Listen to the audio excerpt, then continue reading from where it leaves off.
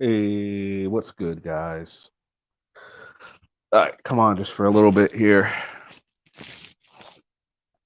Had so much fun the last time, but it's not going to be 5 hours, so yeah, it's just not going to happen this time. That was a bit much. I'll have to say. Plus, there's other streams going on right now, so I'm not quite sure how many people I'm actually going to get.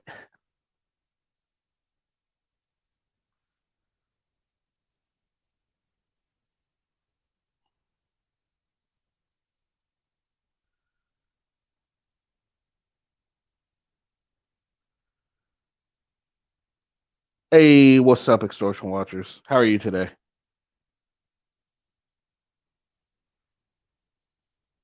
I was on a master report, but my connection was so bad. It was horrible. I was like, I could barely see the video they were playing. I'm like, it's just like kept glitching. I was like, oh, I give up.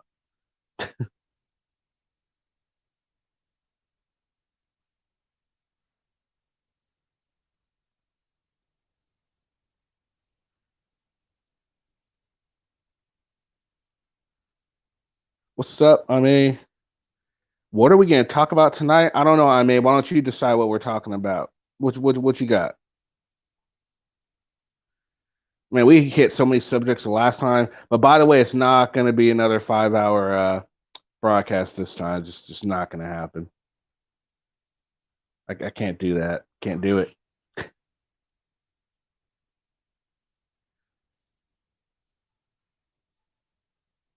What's up, Trump Tower? Welcome.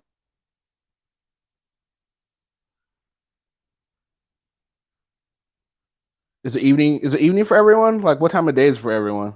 I think everyone here is in the U.S., right? I think so far.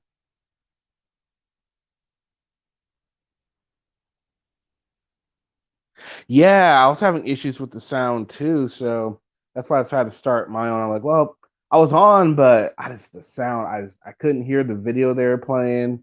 I was like, and it kept going in and out. So yeah, I'll just whatever. Oh, okay. So you're 2 hours ahead of me. It's 8:21 here. Another 10:20. Okay, there you guys go. So you guys are in Central area, Central time. I guess what call Mountain time. I guess. What's good, Kimber? How are you? By the way, Kimber, I got your character and it's gonna be fun to play. I've got almost everyone's character. I think I'm still missing Chief Tuttle. I'm missing his, but everyone else has got it in. And I'm telling you, this is gonna be a lot of fun. This is gonna be a lot of fun.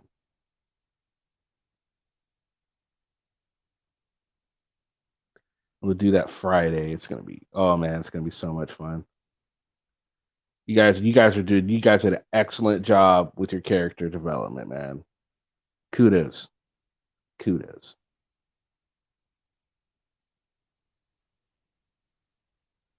So I put the link up there if anyone wants to join in. I'm not even sure what we're going to talk about tonight. I'm good for whatever. I'm convinced Zoe does not have the military experience. Furry potato, man. So furry potato just makes me completely sick, especially talking about being a veteran and then just the way Furry was treating fellow veterans. Um, just it was utterly ridiculous, man. It pissed me off every time I see furry videos, just because it's partly furries looking for the lawsuit, but partly I think it's furries getting back at people who, because furry was treated so badly, perhaps growing up, and going through, all the changes that furry's going through. People didn't, generally people are not too, a lot of people are not okay with that sort of thing, and the furry's just taking it out on whoever furry can, and while doing it, making some money off of it. And it's sick. It's absolutely disgusting.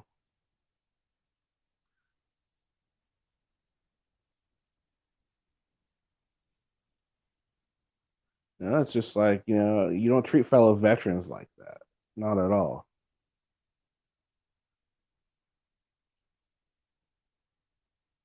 Just don't do it. Not at all.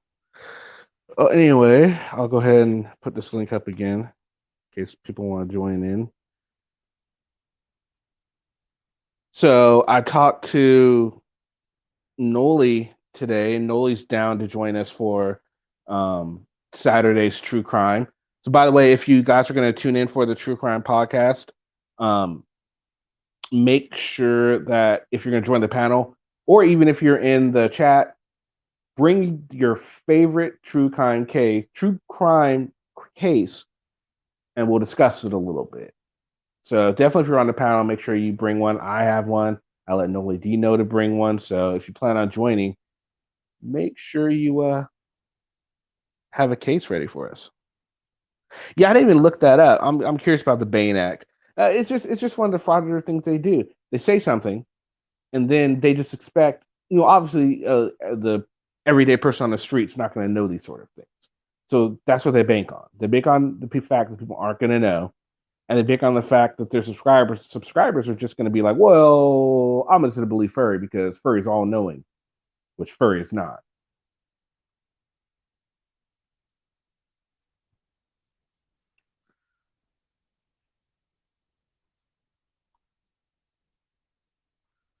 It's just stupid. It's one of the things, that just upsets me.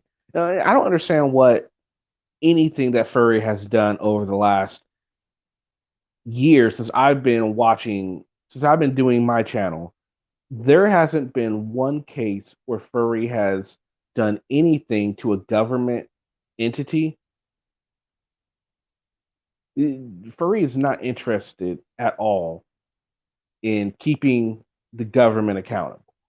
Not at all. Furry's interested in getting Furry's jollies off on pissing people off. It's utterly ridiculous. I can't stand Furry. That's actually almost going to be the next. That was my initial thought was that's who was going to be on the next sound off, but then I said, let's do Glenn first. We'll probably do Furry next.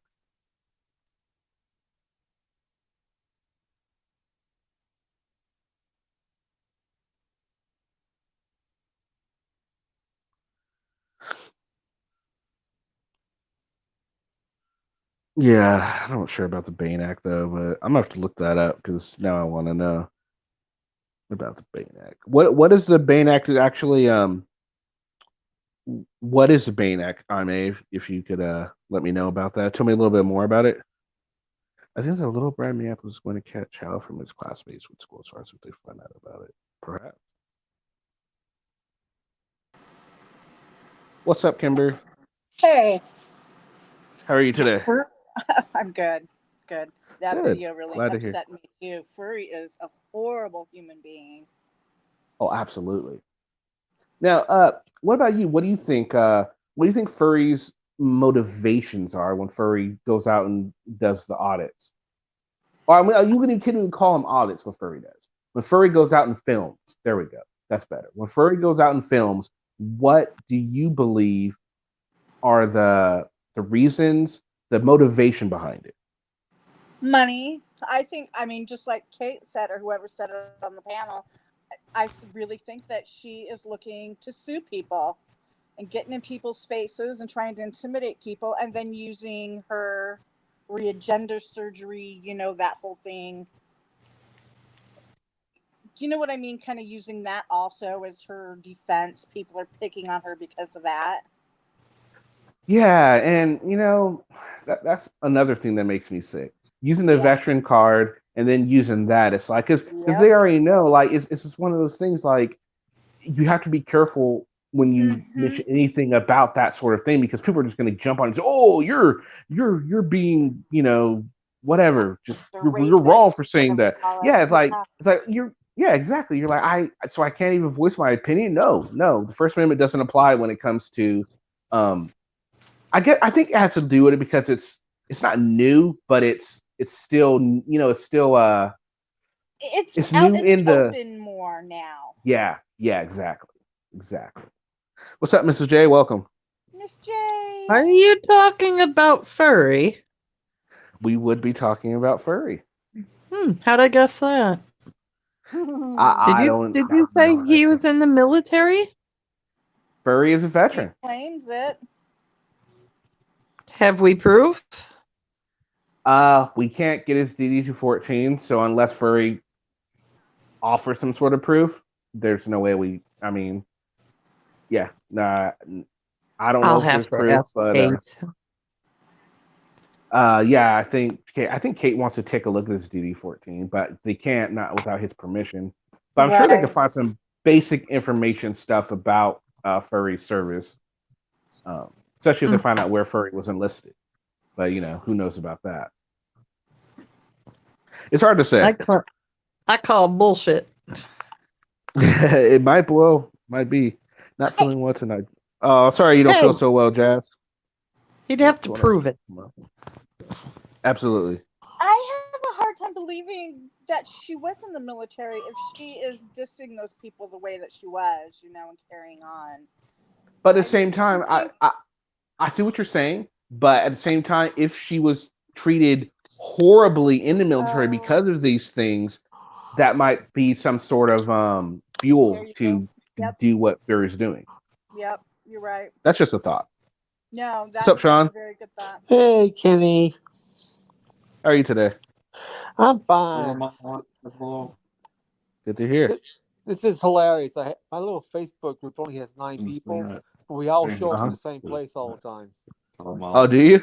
Nice. Yeah. Kimber and Mrs. Jarhead himself, we're all in the same group. Oh, nice. Right Jarhead on. says hello. That's right. What's the up, Unforgiven. Jarhead? Let's see. All right. So here we're talking about the Bain Act. The Bain Act. It's a California statute that forbids anyone from interfering with a constitutionally protected act by the use of force or threatened violence. It can be civil or criminal act. Well, there's no way in hell that dude was violating the Bain Act then for just holding up a sign in front of his face. How is that considered? Sorry, there's a delay. No, go ahead. And he probably didn't know any different and just didn't want any trouble. You know what I mean? Yeah, absolutely. So There's nothing. I'm Yeah, sorry. There's a major delay. No, I know there is. It's okay. Furry's just again, Furry's doing kind of the same thing that a lot of auditors do. They just they throw out like their it's like they're fly fishing sort of. They're throwing something out there and hoping they catch something with it. Right. Hudson Furry supposedly won all these court cases and all this money from police departments. Yeah, that's what's up, Cat? Yeah, Cat is all over. I've seen Cat everywhere, man. I saw Cat when I was in the Masshole Report stream. I saw Cat in the Vilified stream, and now Cat's here. Cat's been everywhere today. We all have What's up, good Cat? taste. We all have good taste. Man, yeah, there's just been a lot of good content on today, man. I mean, lots of good stuff. Well, then, of course, you have the dark side of the panels with, as Kate likes to call them, the Hills Have Eyes. Yeah. Panel. Oh, I'll man. play devil's advocate. That was like an inbreeding hall of fame. Are you sure you want to play devil's advocate with them? Can you really think of any kind of excuse for them? No. Even vilify them, have a hard time saying a prayer for them. You know what? I will attempt it. All right, here we go. I will attempt to defend them. All right. So you guys go ahead and give your arguments, and I'll see if I can defend them. I try to pride myself on this sort of thing. I like to be the devil's advocate. Let's see if I can come up with a prayer for them. So you guys go ahead. Hit me with your best shot. I wouldn't even know where to begin. I just don't see the entertainment value of making a girl who is, I guess the best way to put it, learning disability, maybe autistic or something else. She's highly autistic. To make her be displayed on somebody's stream just for their own laughs. Entertainment, yep. Okay. I hear what you guys are saying, and if that were the case, I would totally agree with you. But here's the thing. You guys don't know what's going on behind the scenes. For all you know, for all you guys know, Brian could be talking to this woman behind the scenes and saying, just go along with it. But she knows everything that's going on. How do you guys know that's not happening? Do you guys have any proof that that's not happening? I don't think she has the capability of knowing that she's being played. I think if she is tested out at that form of autism, most courts would say that at that point you're not fully in control. Okay. Again, I see what you guys are saying, and I totally respect that. And again, I have to go back to you guys don't know what's going on behind the scenes. You see, a lot of things could be going on behind the scenes. Yeah, I understand that. We also don't know if she could be, we talk about paid. She could be a paid actor for all we know. She could be a voice actress. She's pretty damn good then. Josh has money. Josh is backing NNE. Josh is getting all this stuff behind them. So we don't know. And we already know that the NN and the NNA show is essentially a variety show for AFA, right? We can agree on that, correct? I'd say only when he's around. I mean, they're trying to perpetuate it when he's not on the air with them. And if you notice, like Kate said, they only had like 30 some people watching. It's like big deal compared to when Josh is on there. This is true. But if you also think about it, you have to start somewhere. And they figured out where their success was, the variety show act. And when Josh is there, they're trying to continue it, like you guys are saying, and they have to start somewhere. Why not start with a little bit of controversy, a little bit of entertainment? And who better to be entertainment than somebody that gets paid to do that sort of thing? No, I'm not buying it. They took advantage of that poor girl. In a defense lawyer type way, what you would have to do in court, that's legit. But even you don't believe that for a second. No, I don't. But anyway, for people who are just joining, I'm actually just I'm trying to play devil's advocate for NNE, and I'm finding it tough to get past you guys don't know what's going on behind the scenes. That's really all I got, guys. That's all it's that's about your. Well, according to what they were saying, some of them have delved into the behind the scenes, and they are definitely using that poor girl. Oh yeah, no, I totally agree. What's up, Carolina, Fort Worth? Welcome to the panel. I can't believe I'm up here. Oh my god! But anyways, I got a little bit of background information for you guys for this girl. Okay. So she was a girl that was over on Jeff's channel a lot. Her name was Sarah. Right? And they finally got her up on panel, and they realized how many people are in chat? I don't want to. Okay. I hope she's not in there. Her mental capacity is really like that of an 8 or 9 year old. Okay. So they really took advantage of her, and I've been trying. I'm lurking there every once in a while because of what they did to me. But it's all a variety show. It's all planned. It's all they email back and forth their stuff. I was on a dating game show too. I was told, oh, it's just gonna be fun. We're just gonna try to promote Brian's channel, and it was so vulgar. It was so nasty.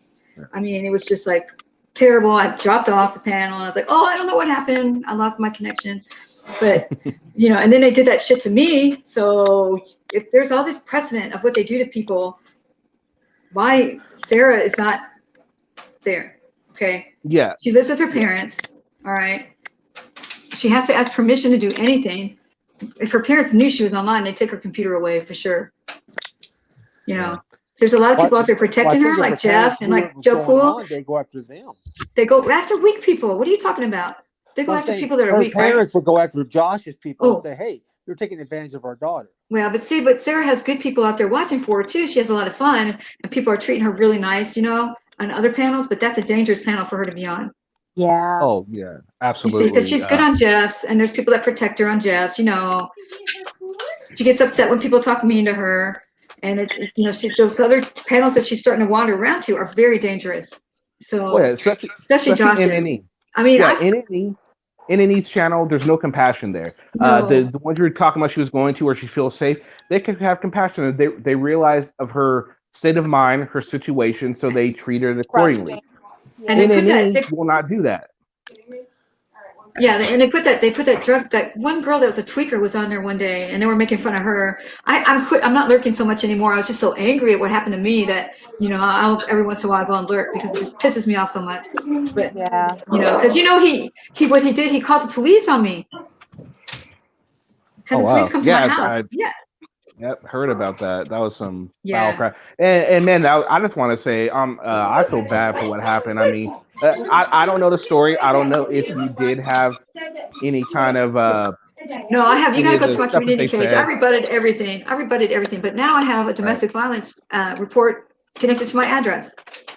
Yeah. So And because of him, and the way and there's a that, precedent. He's done it before. I found evidence of him doing it before. So that's all on my community page. And I wasted about 5 days I was just so angry at him for what he did. So I'm going to rebut.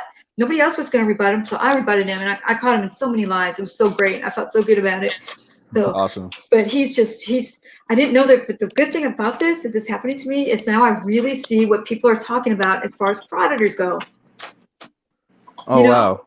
Because every time somebody would mention anything about an auditor, cop watcher, I defend them no matter what. So they'd say like Minnesota Guardian does this, and I'm like, well, he's only 19, and look at all the people he's bringing into the movement. People would talk about Josh, and I'm like, but he's got 50,000 subs. He must be doing something right.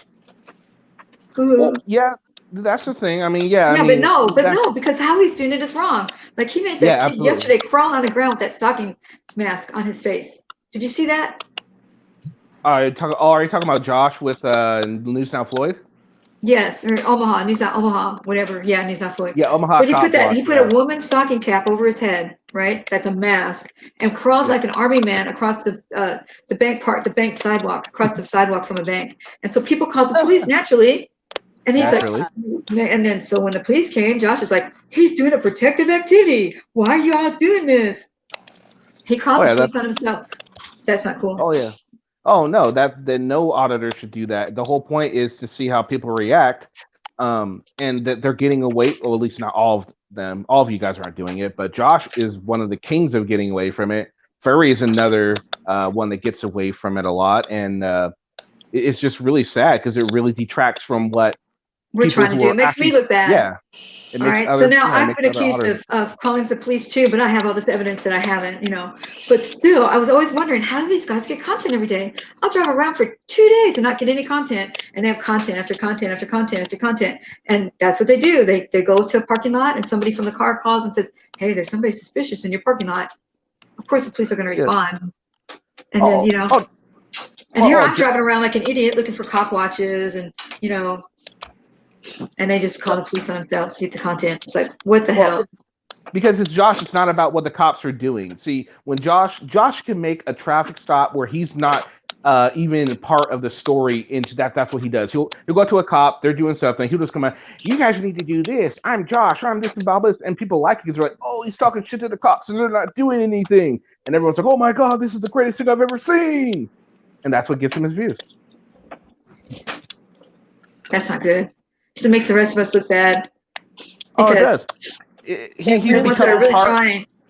He's becoming part of the story, and that's the problem. I'm there for the driver, and what I'll do is I will talk to the driver. I'll walk up and it's really quick. I'll say, hey, I'm here for your safety. That's it, and I'll back up. That's it before the cop tells me to leave, because I don't want that person in that car to think, you know, oh, what's going on here? If I let them know, hey, I'm here for your safety, they're like, oh, okay, cool, and then I sit back. I always do that. Because they're already upset because they're getting a ticket. Now they're going to be upset because someone's got a camera in their face. So I'm like telling them, hey, you know, that's the only time I ever really interrupt unless they speak to me first. Oh, yeah. And there's a couple. There was another time where I interrupted where the guy was getting a ticket for no lights on the back of his license plate, but they were on. So I had to say something then. But well, that's good that you said something at that point. I know. Now, CFW, I have a question for you. Why have you ever thought about, or why haven't you ever done like city council meetings? Because I'm just like, I'm so busy as it is. It's just like, I want, okay, so my whole idea of my channel there's other people that have channels that have all the education in it, right? Mm-hmm. I'm trying to make mine like kind of like just quick and fast and sometimes funny, like, what? Is that true? And I want people to use my channel as a springboard to really delve into other aspects of whatever they're passionate about. Because I have so many passions. I've got the the jail roster thing, the magic badge thing, where the people walk in with people walk past security because they have a badge saying that they're an employee. Don't employees shoot the place up too? I mean, and laziness from public servants. That's another one of mine.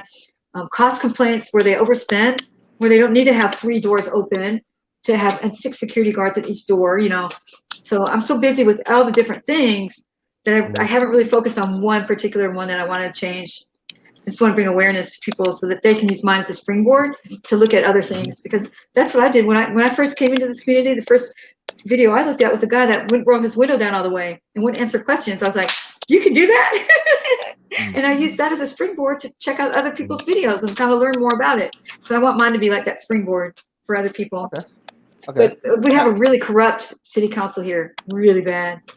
I guess I should start maybe branching out a little bit more and going to some of those things. It just gets so frustrated when I'm trying to fight a couple of traffic tickets, right? And the judge is just other people are trying to fight theirs. So I went in to watch theirs for a little bit to learn. And because of the virus, it got pushed back. But the judge was so rude to those people. They were trying to work their own cases, so heartless. And I was just like, wow, this guy's just, he's supposed to be the judge and supposed to be the almighty and let's be fair. And they're just not. It's sad. And then of course we pushed all these plea bargains on people. Like my computer crime, I was facing 10 years, and they were like, "Well, but if you sign this plea that you're guilty of misdemeanor, you can just have a fine and no jail time." I'm like, "Give me the pen," I could have won, but I didn't have $5,000 for the lawyer because I wrote a note saying I was there. Well, it's a long story, but I could have won the case, but it would have cost me $5,000 and a lot of time when they just offered me a plea. And it happens to a lot of people where they're not guilty and they take the plea anyways. But some of them end up doing 3 years, 4 years in jail. That's not right. All right. So I have a question here for the entire. I have a question for the entire panel right here. So I'm gonna start with you, Kimber. Kimber, now we do see now not a whole lot of auditors are going to the city council meetings. But I did see today Political Trans Tribune, Patty's buddy, he's actually was filming a city council meeting today. I went in there and I said, "Well, I'm glad to see you're doing that." So you get kudos for that. My question to you guys would be, do you think that would be a better avenue to get things done? And if so, or if not, why or why not? Let's start with you, Kimberly. Yeah, that's a really good avenue to take because that's where things are kind of happening. You can get your message out there at the meetings. Absolutely. So why do you think it's not happening so much? I don't know. Are they drunk at night? I don't know. I don't have any idea. All right. What about you, Sean? I think it's a wonderful idea if they don't go into their shtick, but that's why they won't do it, because their shtick won't last 5 seconds and they'll have them hustled out the door. Okay, that's fair. Okay. CFW, what about you? I told you the reasons why I didn't want to, but now I'm thinking the thing about the people going into the courthouses with their employees' badge on, I could probably do something about that in the city council meeting. So that's a good idea. So I'm thinking about that now. That it's at the grassroots level, but gotta start somewhere, right? Yeah, you do. What about you, Extortion Watchers? I ain't making no difference at a city council meeting, man. Like Ben Gray, I always reach out to him, and then I reach out to Mayor Gene Stothert here in Omaha, and none of them give a crap. They don't answer my calls. They don't do anything. So what's the point of me taking my time out to go to a city council meeting so they don't hear me out? So that's the way I feel. So. No, but don't you think that if you keep going in there, maybe your one voice will turn to 2, then the 2 voices will turn to 3. It might be it's going to be an investment, a time investment, and investment by you, but it's investment for change, and that's what, as an auditor, you're trying to do anyway, right? I mean, you did realize that your first video wasn't going to go in and make change, right? But you kept at it because you knew eventually it'd catch on and you started doing something, right? Of course. Yeah, you have a point. You have a point on doing that. Yeah, I mean, obviously the first time isn't going to work, but if you keep at it, eventually they're not going to be able to silence you anymore. They're going to have to listen to you because other people can say, "Hey, you know what? This guy right here, this guy's right." They're going to subscribe to your channel, They're going to be on there. You're going to put up let's say you decide to put up a what is that website that allows you to put up online petitions or whatever? I can't remember what it is. Concern.org or something like that. You're going to put up one of those, and people are going to start signing it, and they're going to tell their friends about it. It's going to be on a Facebook post. All of a sudden, it's going to be done, and you could take that into the city council meetings and actually maybe get something done about it. You know what I mean? And maybe a celebrity will get involved and change things like what happened in Arizona. It could happen. I mean, it'll be a time investment, but I think that's I think that's where the movement needs to go, as opposed to just what they're doing now. And it's not going to be a money maker, but it's going to be a change maker. Yeah, exactly. That's just my Yeah. So okay. Let's see. What else could we talk about? Let's see. So what made you get started doing the auditing thing, CFW? I just, like I said, I saw that one video about the guy that wouldn't answer questions, and then I started watching videos, and then I saw Bao and James Freeman, and they were right here from my area, so I started tagging along with them, and that's what got me going on it. So it was a lot of fun. I learned a lot from Bao. I learned a lot from James Freeman too. So yeah, it's they're gone now, but now we got David Boren over here in Dallas, and they're doing some big things in Neon Valley right now. But I had this huge earache this morning, so I couldn't go. Like this side of my face looks fatter than the other. It does, because I have this. It's just but I know I'm goofy, but so. But yeah, I enjoy doing it. But the best thing about it is when you have like somebody from a car who's just been stopped, say thank you. Thank you. I was scared, but you were there.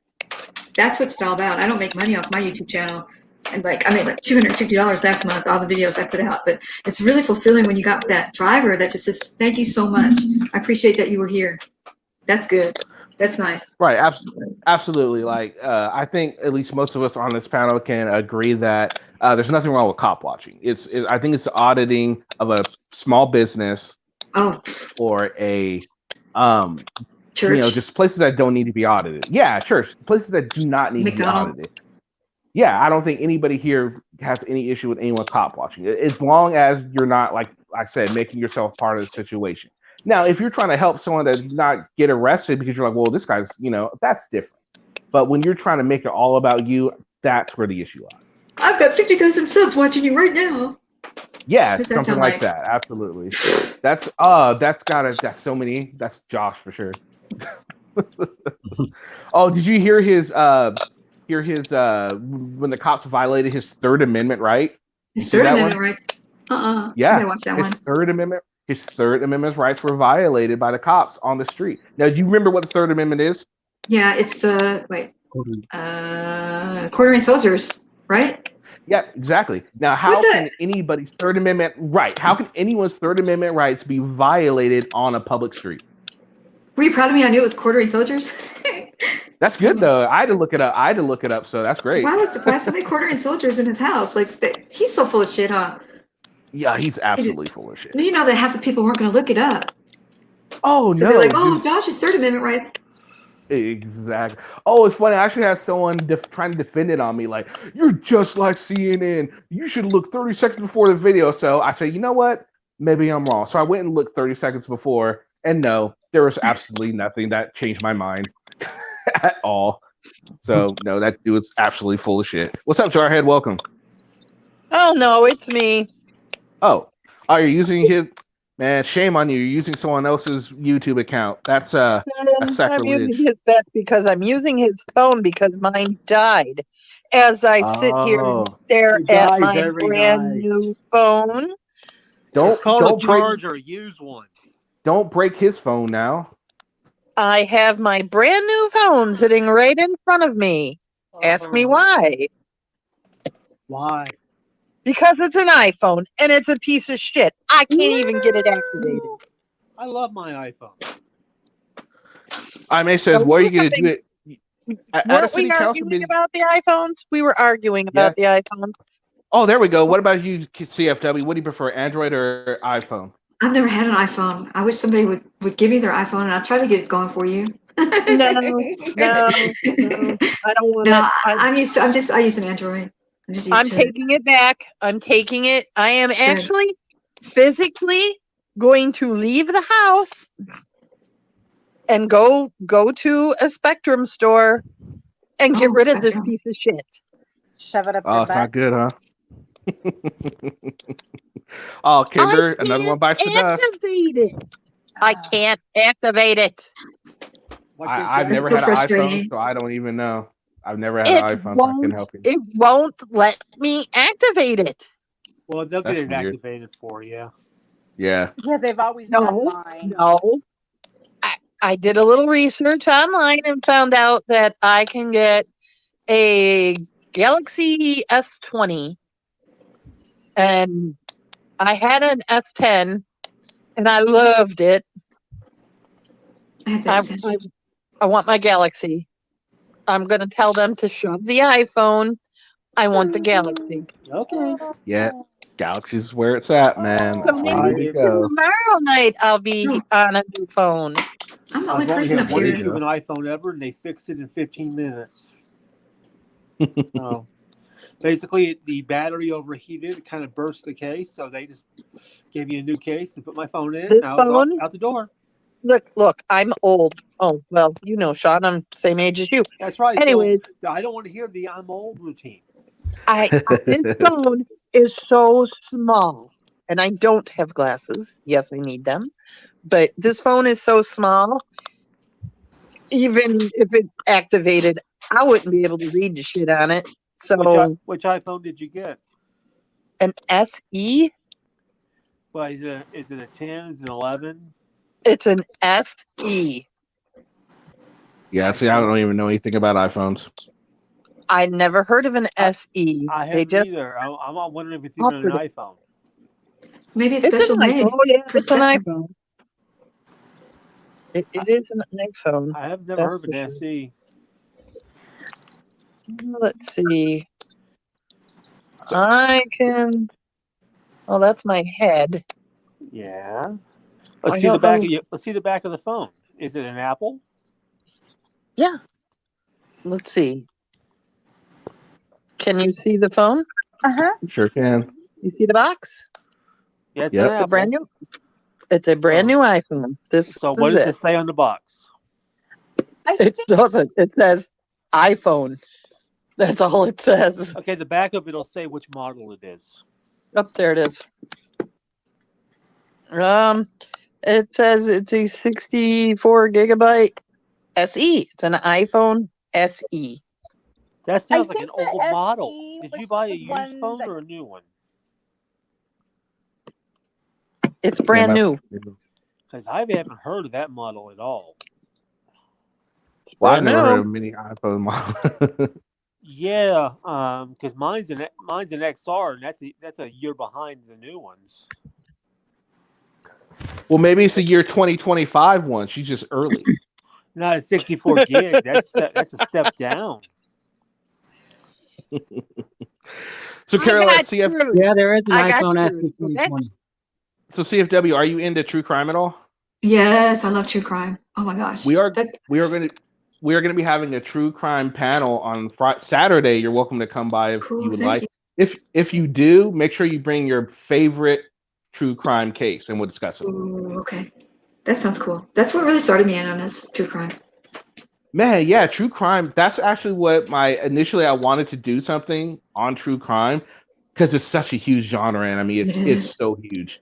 And I was like, I love it, so I figure I want to at least do a panel discussion on it, and I think a lot of people like it, so I think it'll be a lot of fun. Yeah, I'd be too afraid to do it. Why afraid? When you say true crime, what kind of true crime are you looking at? Any true crime, Like anything. Serial killers. Anything you want. If you like the case of the robbery, the robber that fell through the ceiling at your local pet store, that's a true crime story. Or if you want to talk about the serial killer that got away, or whatever crime happened, it's true. Those kind of true crimes wouldn't be bad, but the serial killer ones would scare me to do. Well, those are there's probably going to be a couple of those solved. I know for sure I'm bringing up one that really the first serial killer that actually got me into liking true crime. I'm not going to give it away yet. You guys have to wait till Saturday. No, he wasn't a serial killer. Well, we know of. He wasn't a killer at all. We don't know. We don't know. We That's know true. he did That's on the that thing. one. We don't know his past, but he was. That's true. That's a good point. The Golden Triangle. The Golden Triangle Killer. Or what is it? Yeah, he's cool. Not cool. I didn't mean like that. Hey, can I spill the beans and say which true crime is my They favorite? never found the Zodiac. They never found a lot of people. Can I spill the beans and which my favorite one is? If you want to, go ahead. Casey Anthony. Oh, that's true crime. Okay, yeah, that's a good. Yeah, that is true crime. My sister and I used to watch Nancy Grace every freaking night, hoping that they would find that little girl.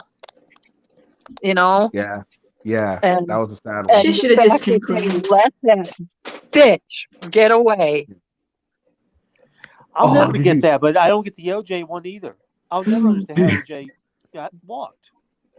Did you guys hear that OJ and Casey Anthony were actually in talks for doing a reality show together? Oh God! Oh my God! I kid you not. He banned me on his Twitter because I trolled him too much. That's Basically, funny. it was always die MF die. Nice. Well, yeah, as far as I'm concerned, he can go play in traffic. You know, it's karma. Yeah, I don't see how he didn't do it, but you know, I also think that he got away with it. Casey Anthony for sure got away with it. There's a lot of people that get away with a lot of crimes all the time that you just don't know they're guilty. They just and here's one that happened here in Utah, and it was never solved, and really they thought they had, and that was the little girl Powell murder. Well, what? They never found her. And then the father killed the two kids in Washington, and burned the house down. Oh wow! Jeez. How about the little beauty queen one? Wasn't she? Oh, JonBenet Ramsey. Never be solved. Yeah. Solved. I never heard of the Daybell case, Beverly Proudfoot. That's going on right now. That's here in Salt Lake got a connection to that. Oh wow, okay. Jeez. Yeah, there's just a lot of they're Looney Tunes. They're absolutely crazy. What about those two brothers? Mendez. I was just about to bring those up. The Mendez brothers. Yes. That was one of the first famous TV trials, really. Yes, it was. But yeah, somebody said Jodi Arias. Well, at least she's in jail for her life. You know. Yeah, she's done. How did she overpower that guy? Oof. Right in the shower. Well, I was looking at some stuff. He was in the shower. He was supposed to get a picture. Oh, there's this other I heard about where this woman was like had her fiance says, "Take a picture by this cliff," and she pushes him over the freaking side of the building. I was like, "Wow, the Phil Hartman murder comes to mind." Yes, the Phil Hartman crazy ladies. Yes, yes. The crime for me that resonates, well, aside from Kennedy, of course, because that you can go on all day. I've got my theories on what happened. But as far as a non-murder case, Watergate. Because it's not as simple as people think it is. Oh, no, not at all. There's a lot of stuff to that one. But yeah, because the reasoning I heard briefly was he was looking if they had any information on his foreign contributors. Yeah. Because he had no fear of them because they were a joke and they were unorganized in 1972. He was not going to lose the election. No. He was looking for something. And, see what that led to. That would be a good subject to cover. There's a lot of good subjects to cover just as a single subject with some true crime stuff, man, because there's just all kinds of crazy stuff out there. I'm going to get Jarhead back too soon. Bye, guys. Okay, bye. Bye. For anyone else who would like to come on and join and tell us a little bit maybe about... Now, has anyone, are any of you subscribed to any true crime podcasts at all or anything? No? I watch Investigation Discovery because I love Detective Joe. I want to have dinner with him because he's just fascinating. Investigation Discovery is just like such a great channel. Almost all the shows are just so awesome. I've read people's comments on him said they interviewed him. That's how he talks. He said there's nothing fake about him whatsoever. He was an excellent cop. He'll tell you 382 convictions. Yeah. That cat kind of has it right. If your significant other says stand by that cliff, run.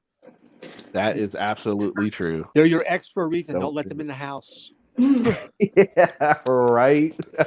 I just want to talk. Like, hell, No, you do. don't. Yeah, have your lawyer call my lawyer. Get out of here. Right? That's about it. That's right. For real. Seriously. So, CFW, do you have any big road trips you want coming I up? missed one today. I was supposed to go to Leon Valley, but oh my God, just could not go. I'm just now starting to feel better. But no, I was maybe doing a Denver trip probably next month because my son lives in Breckenridge. Okay. So are you So going to be it's out only an there? hour. Are you going to be out there with other people? I know, I'll just be visiting my son, but it's only an hour to Denver. Oh, cool. So we And need I to mean, work on that. are you going to be hooking up with other auditors? I mean, Yeah, of course. Oh yeah.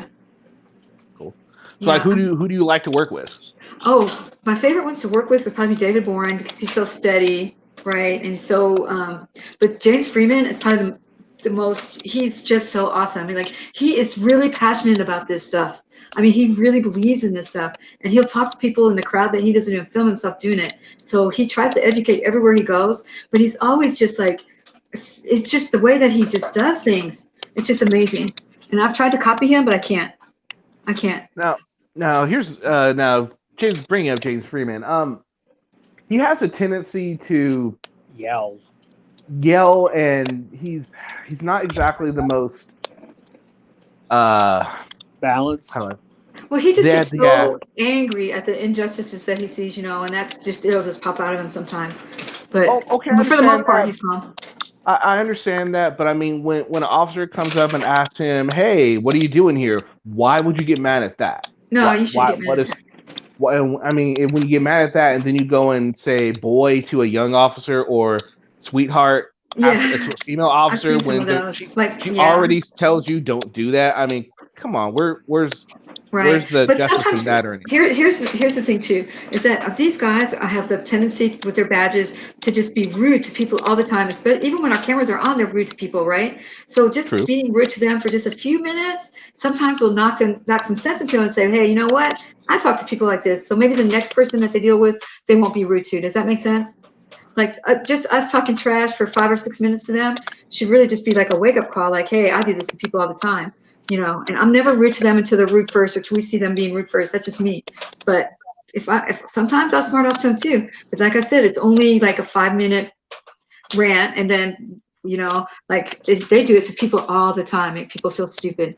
So I think it's okay to do it. And I get it. Like obviously they're police, and they can take it. It's not like I'm trying to say you guys shouldn't be mean to the police, right? But just it's just, to me, it's like it kind of detracts from what you're trying to do. Yeah, but it's kind of like just giving them a taste of their own medicine, and maybe that'll wake them up to treating other people good. You know what I mean? It's a theory. It's a theory. I don't think like I've done flip the script on a lot of these guys. Like ask them, hey, do you have an ID? Where are you going? What like where are you coming from? Where are you going?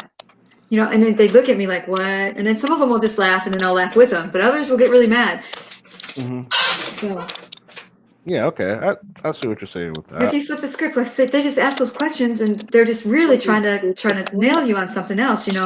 Like their whole job is not to be your friend. Their whole job is to get something on you. Right. Most of the time. No. So CFW Extortion Walters is also an auditor. He does some audits, cool. I don't know. I'll just open it up to panel to if you guys had anything you guys want to ask either Extortion Walters or CFW.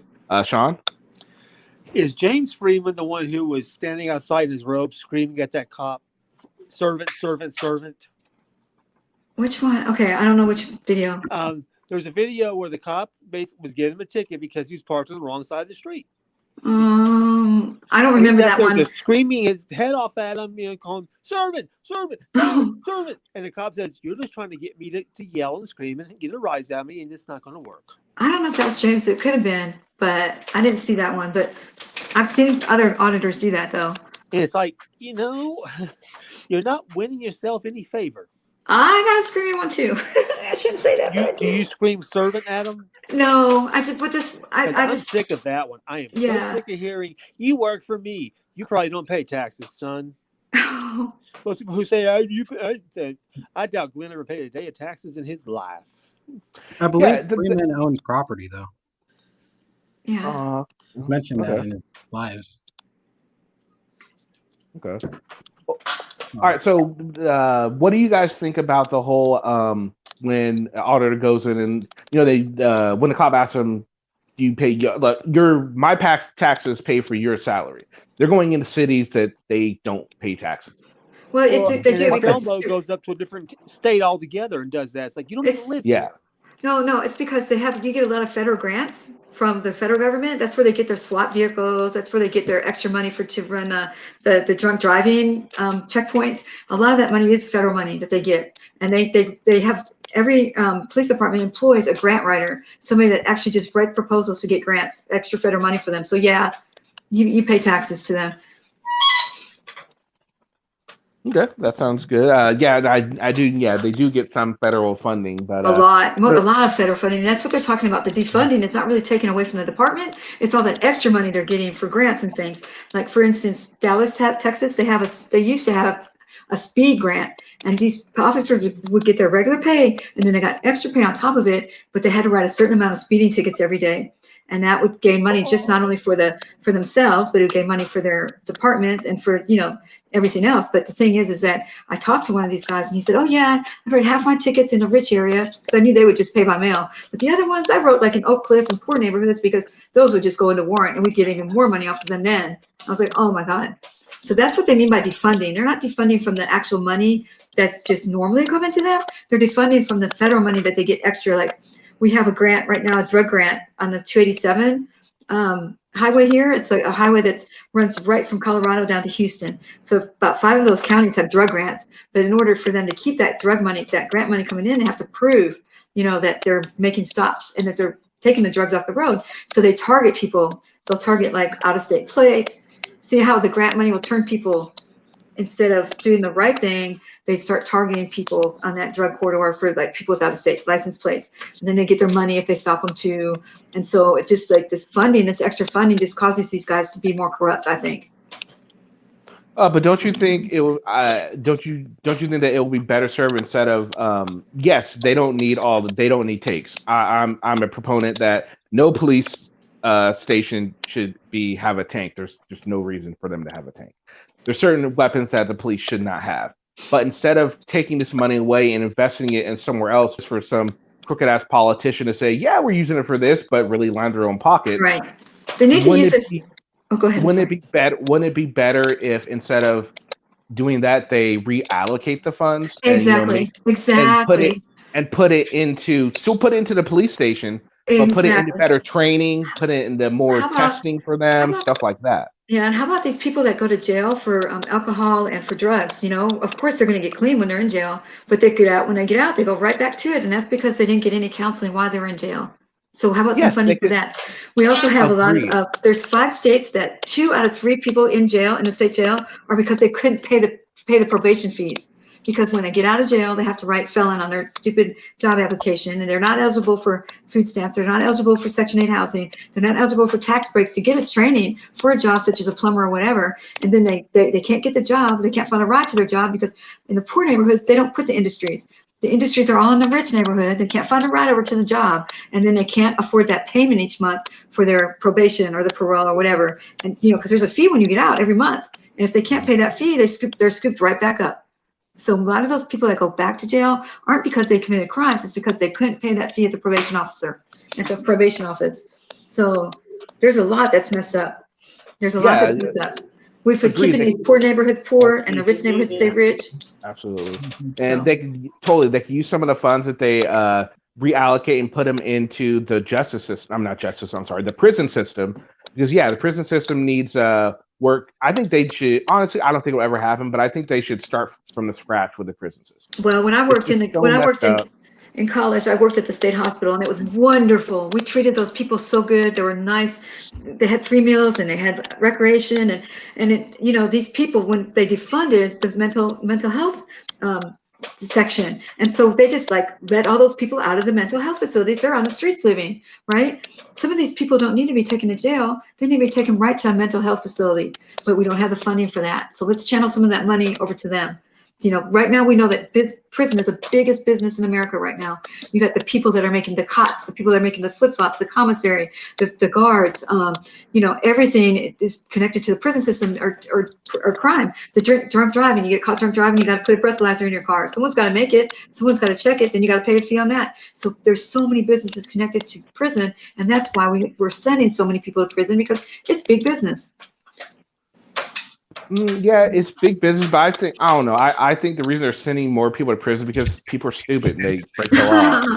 I think they're not educated enough. I don't think a lot of them. I think a lot of them were shafted, and we have a lot of people that get exonerated, and a lot of them take the plea. They just take the plea because that's what the lawyer told them to do. So yeah, that's true. That does happen, but I definitely think it doesn't happen as often as maybe right. A lot of people think. Most of them are in here for drugs-related crimes, either thieving for drugs or doing drugs. But I don't think we should put addicts in prison. I think we should put them in rehab. Yeah, but that's true. But you know, again, that'll cost a lot of money, and that's gonna raise taxes all over the place. Channel it to a different way. Channel it. And you know who's gonna pay the taxes? It's not gonna be the rich. It's not gonna be the poor. It's gonna be the middle class. The middle class are gonna get shafted. Yeah. They're going to get the bill for it. Exactly. But just like but I don't think I would classify the prison as big business. I don't know. I think that there are a lot of businesses that are connected with them, but I really, because I don't think any prison is on any Fortune 500 company, but Fortune 500 list like at all. No. No, I mean, but the Catholic Church isn't either, and they have more money than anybody in the world. Well, that's tax exempt, and that's that's a total different can of worms to open on that one. Yeah, that's just crazy.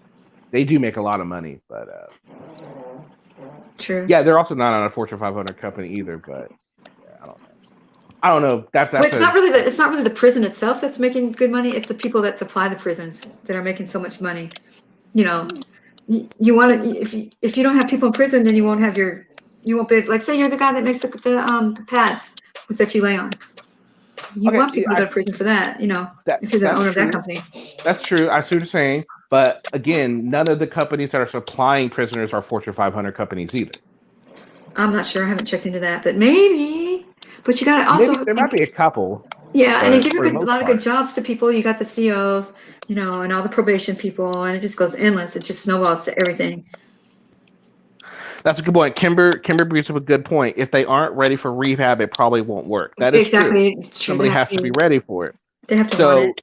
So don't you think they're loyal? If they, let's put it this way, you had an option of either you're gonna go to prison and you're fucked, or you can go to rehab. You'll be there for a year or two. Every time they're gonna take rehab, and they could just as easily go in, do whatever they have to get out, and continue to do what they're doing. It might not make a difference. Now, it might make a difference to a small percentage, but would that be worth the cost that it would take to do that? Is the question.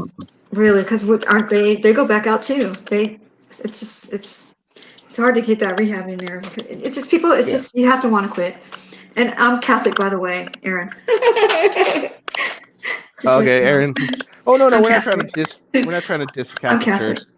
We're just talking about how they make money and all that, and they do make a lot of money. That's all. Yeah. Yeah, exactly. Power Wagon. Fake it till you make it. Yes, that's what a lot of people do. Yeah. I mean, for real. I mean, I would do it. I mean, if I'm a drug addict and that's my whole idea is to keep getting drugs, I'm going to fake it till I make it too. But it's just such a catch-22. What do we do then?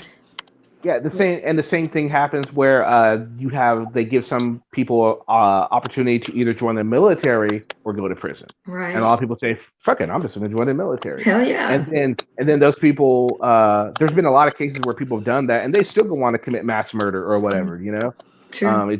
It doesn't necessarily work. I mean, I think it'll be better to put everyone in prison that needs to go to prison. Just reform the prison system, make it better, make it work. It's not going to solve all the problems. Do you think the sentences are too long on some of the stuff? Some of it? Yeah. Some of the. I don't know. The some whole of them thing just are, needs to be torn and I apart and think, redone. some of them are too. Some are too short. Some of them are too long. Yeah. I know it depends on circumstances or whatever, but you see like certain crimes, you see one person gets 20 years, the next Yeah. person gets 30 years, and someone will get 5 years. Just like Yeah. there needs to Strange. be there needs to be some sort of Consistency. consistency for sure with that. That would help a Sorry, I'm lot. monopolizing everything. I'm monopolizing your panel. Sorry about that. Oh no, it's okay. It's not a problem. All right, so Let me just jump in and tell everybody have a good night. okay, Sean. Sorry about that. Have a good one, man. No. I enjoy listening to Miss Caroline. She's got a very pleasant voice. Oh, thank you. You're welcome. I don't agree with you and everything, but you but very well. But we can still We can still talk. That's what's cool about exchanging that's ideas. The thing I'm not seeing anymore. It's like either you agree with me or we can't talk. What are you talking about? Oh no, you would never see. You're just repeating yourself now. Yeah. And I think that's why I'd much rather have auditors come on my channel. That way they can't control the narrative. See, she can't control the narrative here, but she's still getting her points across, and she's still, having a fairly. And she's doing it pleasant. And you guys aren't like insulting me. The chat's insulting me, but that's okay. They insult me too, and they like me, so Oh, and they insult me all the time too. So don't See, he's on panel. Is he insulting me? Oh, it's all right. It's just part of it. All right. So Jan says, I have a question. Freedom of speech is common in the United States. In the Netherlands, there's that is also the case, but with a difference. Well, what's the difference in yawn? I'm sorry, it's yawn. He has it in there. It's punishable. Oh, it's punishable under Article 267. Expression score for words usually antisocial language to an official in office, police. Oh, okay. Yeah, that's pretty bad. It's nothing like that here. You can get away with, honestly, you can get away with going up to a police officer. All right, now you have to have a burn permit, but you can go up to a police officer, burn an American flag, and they can't do shit to you as long as you have a burn permit. Now they might not like it, but there's nothing they can do to you. It's completely and utterly legal. That's the power of free speech in America. Yep. And it's I think it's one of the most wonderful things that we have here. And it's a cornerstone of our rights. And honestly, I'm glad that it's the First Amendment. I think it should have been the First Amendment. And all right, so you guys here, do you guys think that now a lot of people think that the Constitution it's definitely a dated document. It could use some updating with the phrases and the wording and all that. Do you guys think that it would be wise to have a constitutional convention to update the phrasing in the Constitution? Why or why not? You go first, Extortion, because I'm talking too much. Can you repeat the question one more time? It's easy to see that the Constitution is a dated product. There's some phrasing in there that are old. So would it be wise to get a constitutional convention to update the wording? And if so, why or why not? Well, I think the Constitution is fine just the way it is. I don't think there should be any revision whatsoever. Okay, fair enough. Yeah, go ahead. It's a living document. I mean, I like the way it is too, but some of they sure would talk differently back then, didn't they? In a day, didn't they talk differently in a day? So just like the Bible has the translated version, and we can always translate the Constitution in today's language. So doesn't the Bible have like modern day language in some of them? Right. Yeah. So we can do that, but it's just it works. The Constitution works really well. I mean, it's a great system, checks and balances and all that. I love my government. I just don't like some of the people that are in the government. That's it. And I think that's the thing. There's the danger in that do we trust our current elected government officials to interpret it the way we would want it to stay true to the original meaning of the Constitution, or would they bow to big pressure. Business? Right. Yeah, exactly. Pressure from big business or whoever to change it to suit them. Yeah. Yeah, and we have all the different district courts with different ideas. Like something's legal here, but not legal somewhere else. And And then of course the Supreme Court is made up of bipartisan people. They're there for life, appointed by a president. So, they're biased. Yeah. Yeah. Now, here we go. We have a good point here. Sassonet says, "Love the freedom of speech. We will lose it because of people stretching it into swearing and abhorrent behavior." Now, I don't know if you're aware of what happened in Punta Gorda, where you can no longer go in there and film public building. Government buildings in Punta Gorda. It's a city, Punta Gorda. They passed an ordinance that you can't go in recording public because of auditors that went in there and were less than stellar acting. And they passed it, and they passed. I think it was Bao. I'm not sure who it was. It was. Is that a law, like an actual law? law? It was Ian. No, it's a city ordinance. Oh, okay. It's a city ordinance, and it's passed, and so they can't do that. Now, that's just one example of how some of the negative things that can happen from what you guys do, auditing. Not necessarily you guys are the ones that are going out and doing it, I'm saying, but for the people who are going out and causing that, that's making it harder for you to go out and do it, because now if you guys went to Punta Gorda, you guys wouldn't be able to go into these buildings and make sure that they are doing the right thing. You know what I mean? Exactly. And so it's this I think we're going to start seeing this kind of ordinance pass in more and more cities.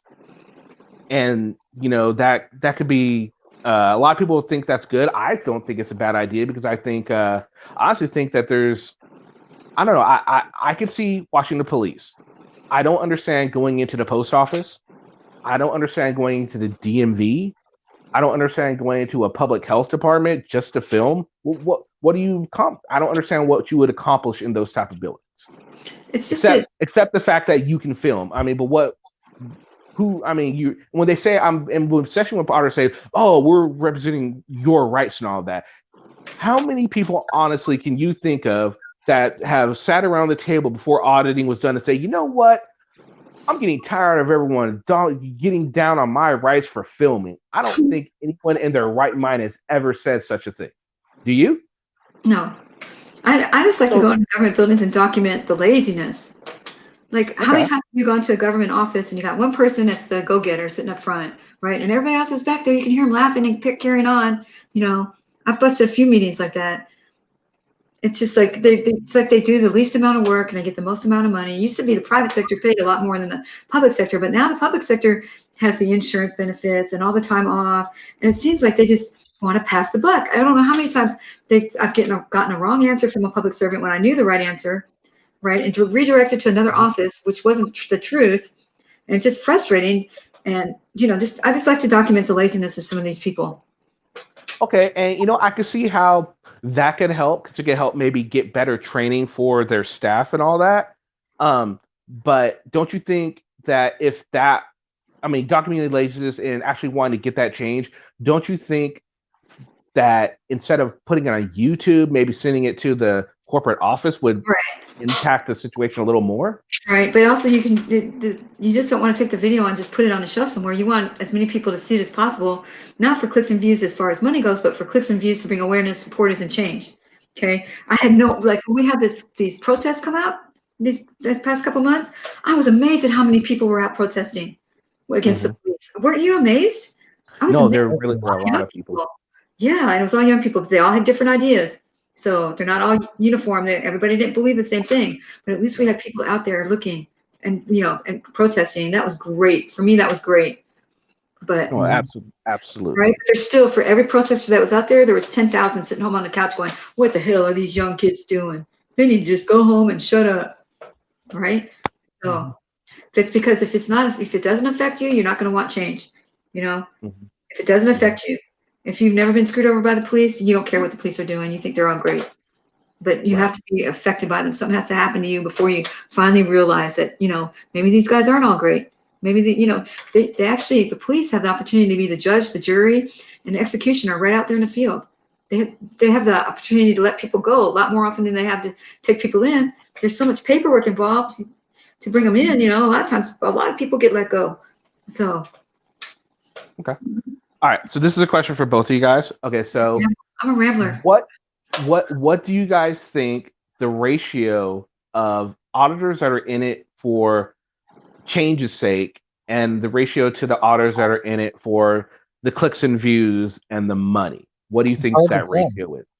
It's hard to say because, well, there's always new auditors coming up. So, I mean, it's kind of hard to say. I mean, there's a lot of channels I don't even know yet that are out there, you know? Tons, lots more. I discover them every day. Right. Okay, a ratio of the channels that you know. Let's say all the channels stop today. The channel stopped at your knowledge. Give me a ratio based off of your knowledge.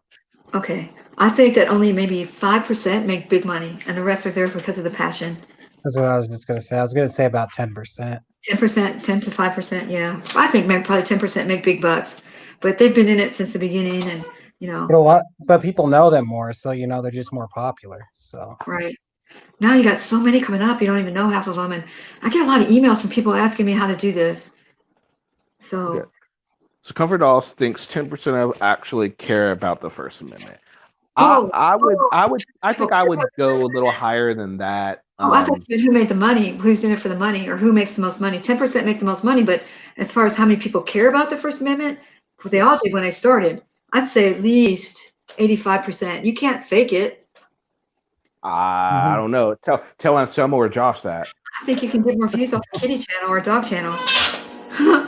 No, true. Actually, that is true. But I mean, when you count in, I don't think that is really that accurate because they're not going to make that much money off of actually YouTube, but the donations that pour in from people that are tricked into thinking that these guys are actually caring about their rights, that's big money. I've seen live streams generate $400 or $500 in a 1 hour live stream. What are they doing? That's good money. That's good money. That's pretty good. Yeah, so I mean, they make a lot of money off of, and that's just the stuff we see. For all we know, someone could be watching their video and see their PayPal link and just send it to them all day. There's possibility to where they can make up to, I'd say, upwards of $1,200 a month, $200 a day, at least on donations. Damn, I mean, I could see it. I don't have anybody donating to me. Neither do I, but then I don't have a PayPal link. So. I have a PayPal link though, but I don't have I had a couple people donate to help me out. Like my windshield was cracked and that got fixed. And then some people sent me some equipment that I needed, and that was nice too. But they sent me the equipment. They didn't send me the money. So right. Okay, well, that's not bad. Now, so you social marketers, do you yourself do you have a PayPal to you post or no? I do have PayPal. I mean, I got no donations yet, but I haven't even asked. So I mean, it's just up in case somebody does want to donate. Okay, so you don't go out and ask for it. You just if it comes, it comes. If it doesn't, it doesn't. Sort of thing, right? Exactly. What about you? How do you feel about that, CFW? I don't ask for it either. So I would be scared to. I see some of them do it. Like, come on, guys, I could donate. I want to go. I want a ticket to go to Portland and film. I'm like, whoa. I'd be like, I don't know if I could say that. I wasn't, Kat. I wasn't asking for anything. No, I mean, I'd be scared. I don't know how I would ask for it. Oh no, I don't either. Yeah, that's my thing. That's why I don't even have a PayPal link. It's just I feel weird about it just because I don't want to be a hypocrite, so I'm getting on other auditors for doing it, so I can't ask for it. If I ask for it, that makes me look like a freaking hypocrite. And I'd much rather not be a hypocrite. That's just me personally. I don't I don't want to get on other auditors for what they do. I'm only on Josh right now because of what he did to me. So go to my community page and check out where I've refuted all his lies. It's pretty funny, but. I've seen your videos. They're pretty good. Thank you. Oh, Taze, thank you. I do not say my name in my sleep. No, I don't. Oh, you got some chats. You got two. I know, I saw that. I know. Thanks, guys, but thanks very much. Noli, know that you're welcome to come up here. Anyone else, Taze, if you'd like to come up. All right, so you guys, we're gonna open up the chat and the panel. If you guys have any questions you'd like to ask either CFW or Exploitation Watchers. I just wanted to tell you guys about that girl. I'm just yakking like a dummy. Sorry. It's okay. It's okay. So you guys come on if you guys have a question for one, or you could just ask them in the comment section. CFW has been kind enough to come on. She's had a little fun with us, and we might get her to come on Saturday for the True Crime podcast if she's not too busy. I don't think I'm doing anything on Saturday right now. Well, then if you're not, then that'll be awesome. And Noli D, she's in chat. She's going to join us. Noli D is a supporter of the 1A community for a long time. She helps out in all kinds of ways that you have no idea. Noli D is awesome. Noli D is fantastic. She helps, I think, not now, maybe later behind the scenes a lot too. I'm not sure. I might be not right on that, but. Okay, Noli. So anyone have any questions for them? I'm trying to think of any ones I have. Well, thanks, Power Wagon. You guys, I wasn't trying to give you a sob story. Now I feel bad. All right, let me think of. Yeah, she might join us. That'll be awesome. I hope so. Let me think. Do I have any questions? Any other questions for you guys? What do I wanna? Oh, I don't think I asked you this. CFW, post offices, yay or nay to audit? I did the post office one time. I'll never do it again. That was so stupid. A lot of auditors I've talked to, at least ones that come on my channel, always talk about how stupid post offices are. So that's good to hear. And I was like, oh, this is embarrassing. I'm not doing this again. What was embarrassing about it to you? It was embarrassing because, well, it was just that what was embarrassing about it is that the guy embarrassed himself. Actually, I mean, they were asking me what I was doing, and I said, "Oh, I'm a blogger. That's it." And the girls were cool with it, but then this man just came out and just started throwing a fit, so I had to leave.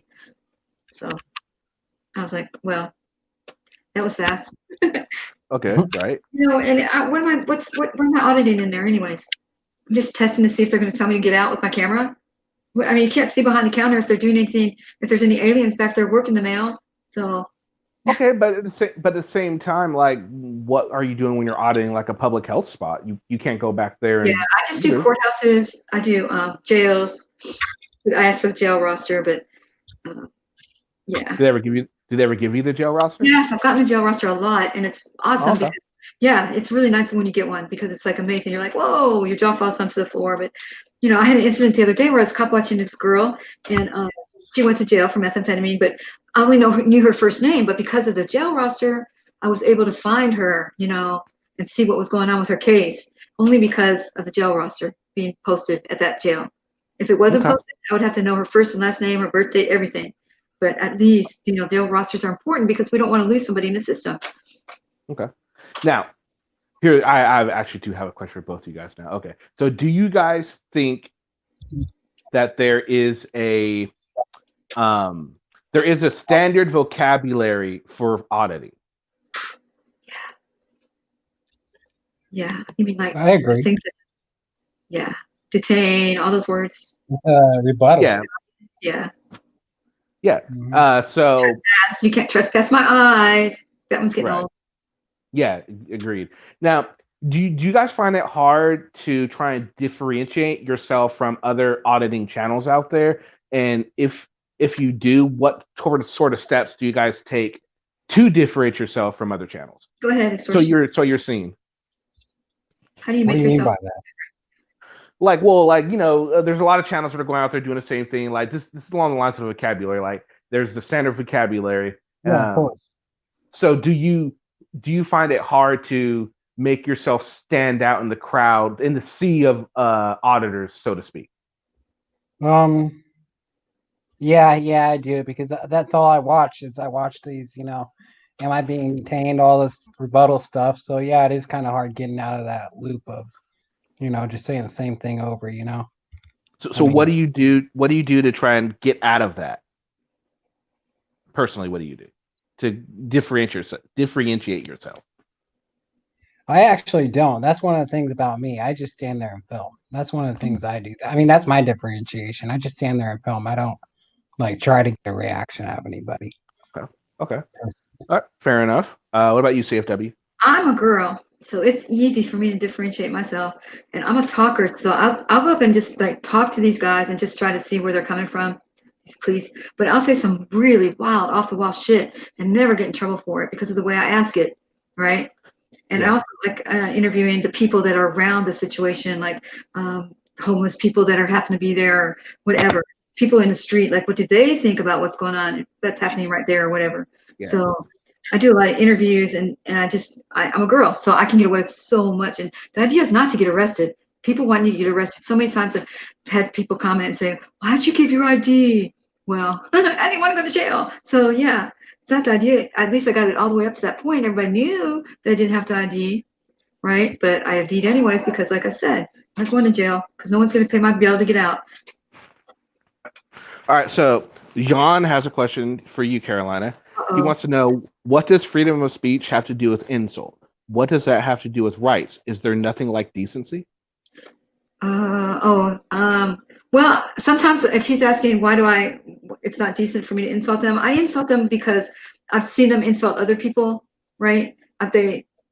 You get this badge on you, and you just like all of a sudden you're for this all powerful person, and they walk up to you and they say move over 6 inches, and it's only because they want to be powerful over you, and there's reasons why they do that. And anybody in power starts to act that way, whether it be a teacher or the lady at Walmart that decides whether to give your money back or not when you're in the return line. But I think that if I insult them once, just for about 5 or 6 minutes, once in their life, compared to all the times they insult people, maybe it'll knock them off their high horse. Maybe it'll give them just a little taste of their medicine so that they treat the next person more decently. Because I've seen them talk bad to homeless people. I've seen them talk bad to people that aren't educated. I've seen them just be really awful to these people. And for me to come in and do it for a few minutes, it won't hurt them at all. Not for a few minutes, to give them a taste of their own medicine, see what it feels like, and that they shouldn't do that to other people. Okay. TV Jeff also has a question for you, Carolina. He wants to know, why do all your videos say cops own and half of them aren't? It's because that's a little, I just started putting that in the title because someone told me that if I put that in there, that more people will click on it. So I can get my point out. It's a trick. Okay. I guess it worked. No. I guess it worked. It does work, but then again, see, when you do something like that, you're channeling your inner Josh. Do you really want to channel your inner Josh? I do. I want everybody to see my videos so that they get an idea of what we're all about and what we're doing. Like I might have a message in each one of mine. Every single one of my videos has a message, and I want that message brought out because I don't want people's rights violated anymore. I understand, but so that makes it acceptable to channel your inner Josh? Really? You're out there lambasting Josh for doing certain things, but you're channeling him. I'm just using marketing techniques to get my things out there so I get more views and people will learn rights more. So yeah. One of the things I like. Yeah, go ahead. One of the things I like about your videos is I like the music you play. You do that kind of like old time music. I think that's really cool. And you have kind of like some segments into it, and you're like, well, this is what happened. I think I do like that. Other auditors don't do that. They'll just put like the text on the screen or whatever, right? But you do that a little differently. I mean, I try to have a message on each one, and I want that message to get out there. And Coca-Cola uses a red bottle because red grabs attention. Yeah. So, it does. It's more. It was just a marketing idea that someone gave me, and that's why I do it. But because I want that message out there. So here's the question. Okay. So are you going to continue to channel your inner Josh, or are you going to stop doing that? Oh, that's a good question. I really want people to see my videos and get the message out. So I might have to say yes on that, just for the marketing part. As far as you're going to channel your inner Josh. Yeah, but that's different because I want people to see the videos, and it's just a trick to get. That's what he. But he does it for the same reason. He does acting. He acts. He actually. But he does it for But he's doing that same tactic for the exact same reason, so it makes you no better than Josh in that instance. But there's a big difference. You don't want to know why? Because he lies, and I don't, and might have a message. He's really in there to he's an actor. It's all an act. I'm not acting. He calls the police on himself and such. So, I mean, like I said, I want people interested in this movement, and I want them to use mine as a springboard to jump to other people's. But Josh though. His is just, I don't know why people don't see through that. Through his acting and stuff. It's because Josh he's entertaining and he yells at the cops.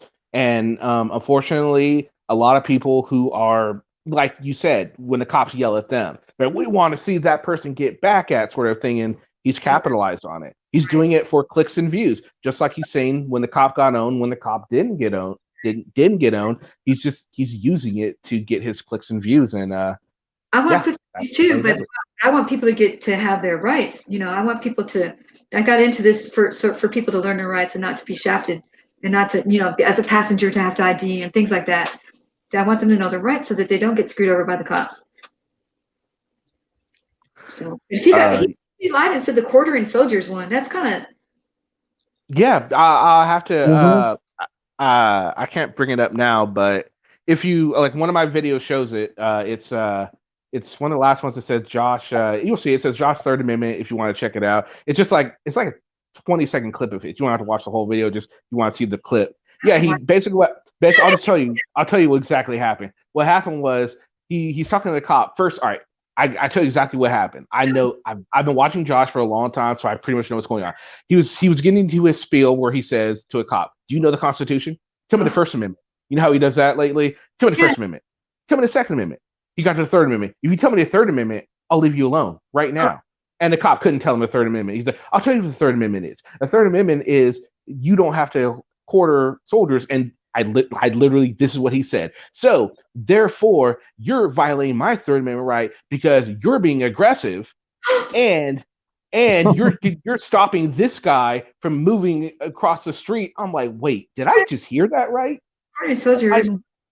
I couldn't believe. I'm like, wait a minute. First of all, where does aggression have to do with the Third Amendment? Absolutely nothing. And you're on the street. You're not in your home. I mean, the Third Amendment is still applicable in certain situations. Like one of the last cases of it was because of when prison guards went on strike. The National Guard came in to guard the prisons. But since prison guards live on the prison pays for their homes. So when the National Guard came in, they stayed in those people's homes because they were acting as prison guards. So that was a Third Amendment issue. Oh, yeah. But definitely not walking on the street. That was not a Third Amendment issue at all. It's kind of an outdated amendment. Absolutely. Oh no, yeah, it is. It's one of those ones that was specifically geared towards the American Revolution for sure. It definitely was. There's like, well, don't house the British soldiers, sort of thing. Which I think that should have went without saying, but you have people that like them too, so it was interesting. Right. Oh, I bet. Did you guys know this? That there actually was a before. After they declared they said we're going to fight you, Britain. They actually sent a letter of peace to Britain and said, "Hey, let's go." I can't remember what they called it, but I'm gonna have to look it up again. But they called it. They were trying to get peace. They knew, of course, it wasn't going to happen, but they did it just for to look good, sort of thing. They knew Britain. Revolution? Yeah, this is about the American Revolution. Before the war started, they actually tried to get peace with Britain before the war actually started. That was something I learned just a few weeks ago, which is pretty interesting. I wonder why they don't put that in history books. There's a lot of stuff they don't put in the history books. Yeah, like 2,500 lynchings of the black community. Or like Christopher Columbus discovering America. Come on, they still teach that in school. Yeah, that's ridiculous. Yeah. Or it really happened in Hawaii. Why Hawaii is a state? A lot of people don't know why Hawaii is a state. We took their queen away, didn't we? They went in there and just freaking took over and said, "Hey, government, here you are." The government's like, "Well, you shouldn't have did that, but we'll take it." Yeah, it was horrible. Imperialism. Exactly. KJC wants to know, Caroline, why don't you do a ride along with the police? I've thought about doing that before. I've been offered by the police to do that. I probably couldn't do it in Fort Worth, but I could probably do it in another city. I should do that. Let me see from there. That would be interesting. Mm-hmm. That would be different to see. You don't see too many auditors going on ride along. Oh, if you did that one was South Carolina. What was his name? He did it. There's one that did it. He enjoyed it too. He enjoyed it. That's right. That's right, Convert. They did use in this. News Now, South Carolina. You said. I think that's who it was. Okay. What do you think of who are some of did you ever watch any Batusai's content? Did you like him? Oh, yes. Oh gosh, I love him. Pretty cool. Yes. He's one of he's one of the few auditors that I actually do enjoy watching. Right, because he explains everything. He's so calm. Yeah. I thought that was awesome when he went to Leon Valley with his Turner versus Driver paper. Wasn't that awesome? It was. Yes. If you knew what was going on, it was awesome. He showed up with that. Oh Lord. That was like the bomb. He went by himself. Everybody's telling him, "Don't go by yourself, Dad. Don't go by yourself." And he went by himself. Yep, he did. Yeah, he's pretty great. He's great. Very great. Let me see. Let's see, That's one of my favorites. Yeah. Now, who aside from Jeff? I'm sorry. Aside from Josh, do you think is doing this whole auditing thing wrong? Ooh, a lot of people bring up Patrick, but Patrick, I mean, he begs, but I think it's up to the people whether they want to give or not. He never really promises anything for it. I mean, it's not like an evangelist promising everlasting life.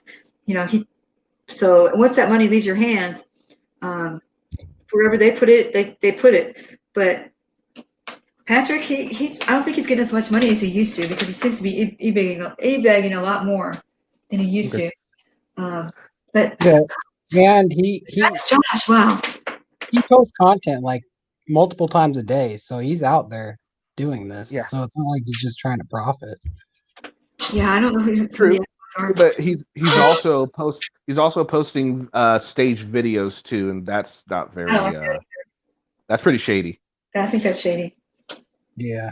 But I don't know why I wouldn't pull the red flag off your truck. I wouldn't do that because it's like you guys. That brotherhood is different than the police brotherhood. You guys don't cover each other's mistakes up on that fire truck, but boy, they sure cover for each other as the police officers. You know how many internal investigation rejection letters I've gotten back in the mail, so I don't even report them anymore. Okay, that brings up thank you for asking that, Jeff, because that actually brings me to another question I have. Now, you guys, a lot of auditors are talking about how cops have a brotherhood, and I would totally agree with you. Cops definitely have a brotherhood, and they don't want to see other officers get in trouble. And a lot of times I've talked to officers and talk about how they get jaded and stuff like that, right? Now, to an outsider looking in, you can almost think of the auditing community as a brotherhood too.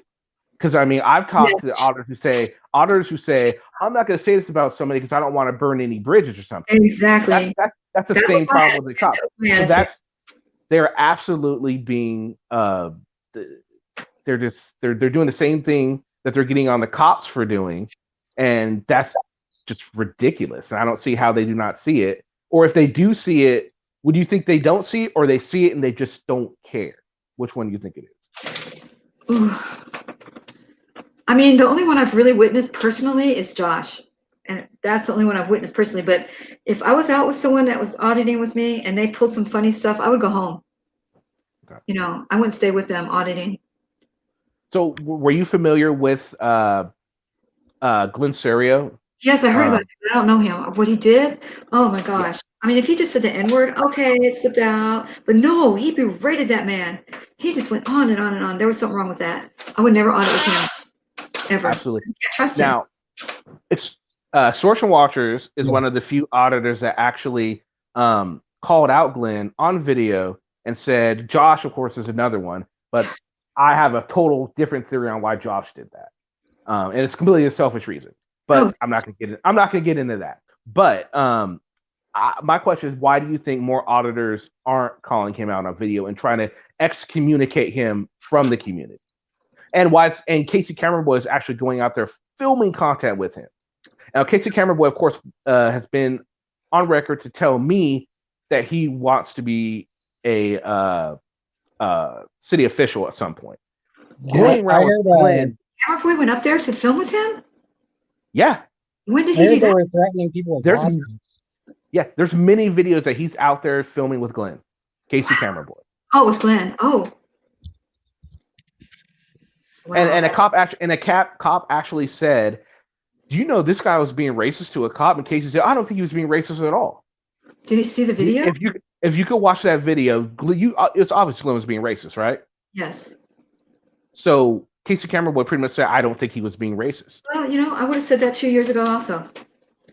Because if one looks bad, we all look bad. But now I want to appreciate myself from the back. I would have. Okay. My mindset.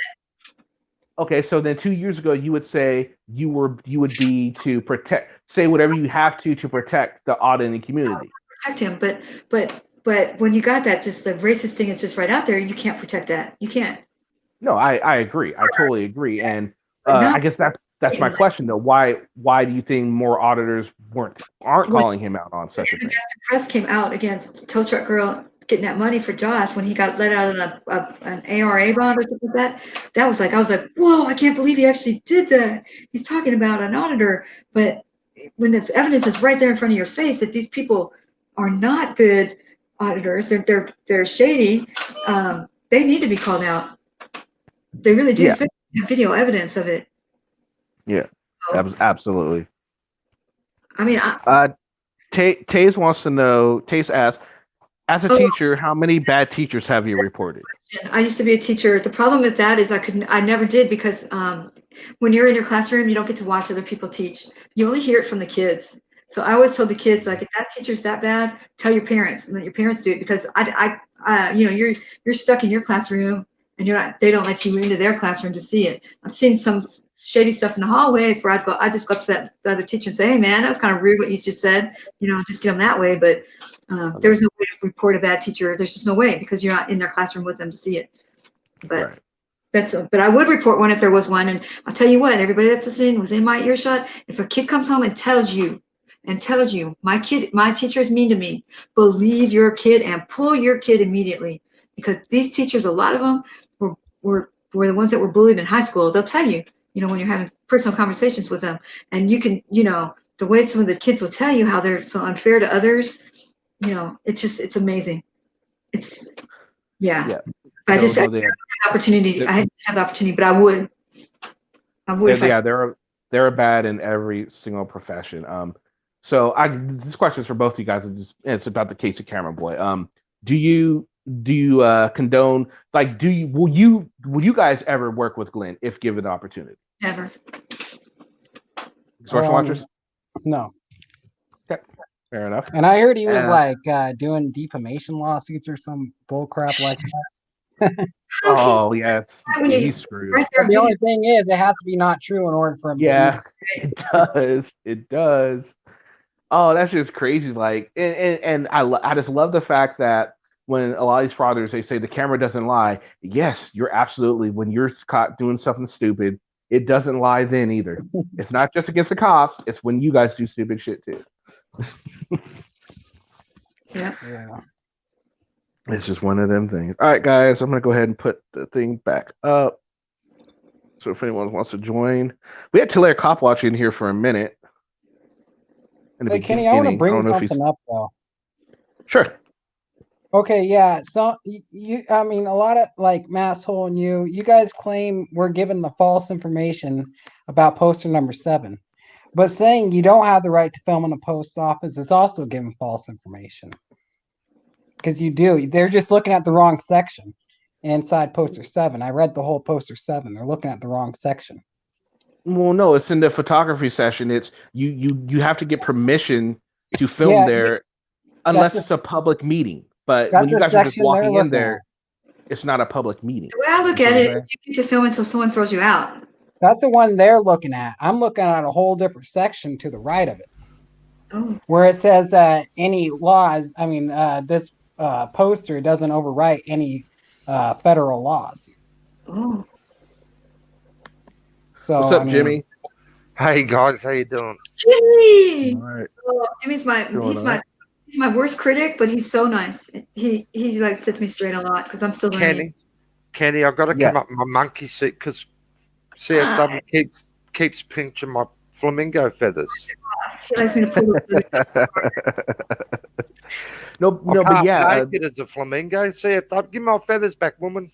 He always leaves them hanging. Like I'll go out to my car and they'll be right by my car. I'll put them in your boot. I'll put them in your boot now. Feathers everywhere. I'm so glad you're here, Jimmy. I got them in your boot now. I laid a few eggs there for you too. Okay. Yeah. Hey. Okay. Go ahead. Poster 7. No, it's the section that the auditors always go to about. They say, look, it tells me I can film here for news commercial purposes. It also when they don't read underneath it, it says it has to be in a public meeting, and never do they go in there when there's now. You know what a public meeting is pretty much when they're out there giving information. They're not out there giving information when they're going in there to film. But doesn't it also say that they've got to they can be removed at the postmaster's discretion or the postmasters or the manager. Yeah, it doesn't just have to be postmaster. The manager could tell them to leave, and they have to leave. And they don't need an excuse. They can just say, "Bugger off." Is that correct? In 2015, we gave them $18 billion gift in tax money. Well, you're talking about the post office? Yeah. Okay, yeah. I mean, yeah, they get money. There's no denying that they get money, but that doesn't change the Poster 7. You know, they still generate their own funds too. I'm aware. I think, is that correct, Kenny? I'm sorry, I didn't hear you. They still generate their own funds as well, don't they? They make the bulk of their money through the commission of sales taxes, but they are considered a quasi federal agency. They're not a full federal agency. They're quasi. Yeah, but you got to read the whole Poster 7. A lot of Poster 7 doesn't have to do with filming. It's just that one section. Auditors are giving out the wrong part of Poster number 7 is what I'm saying. Auditors are giving out the wrong part.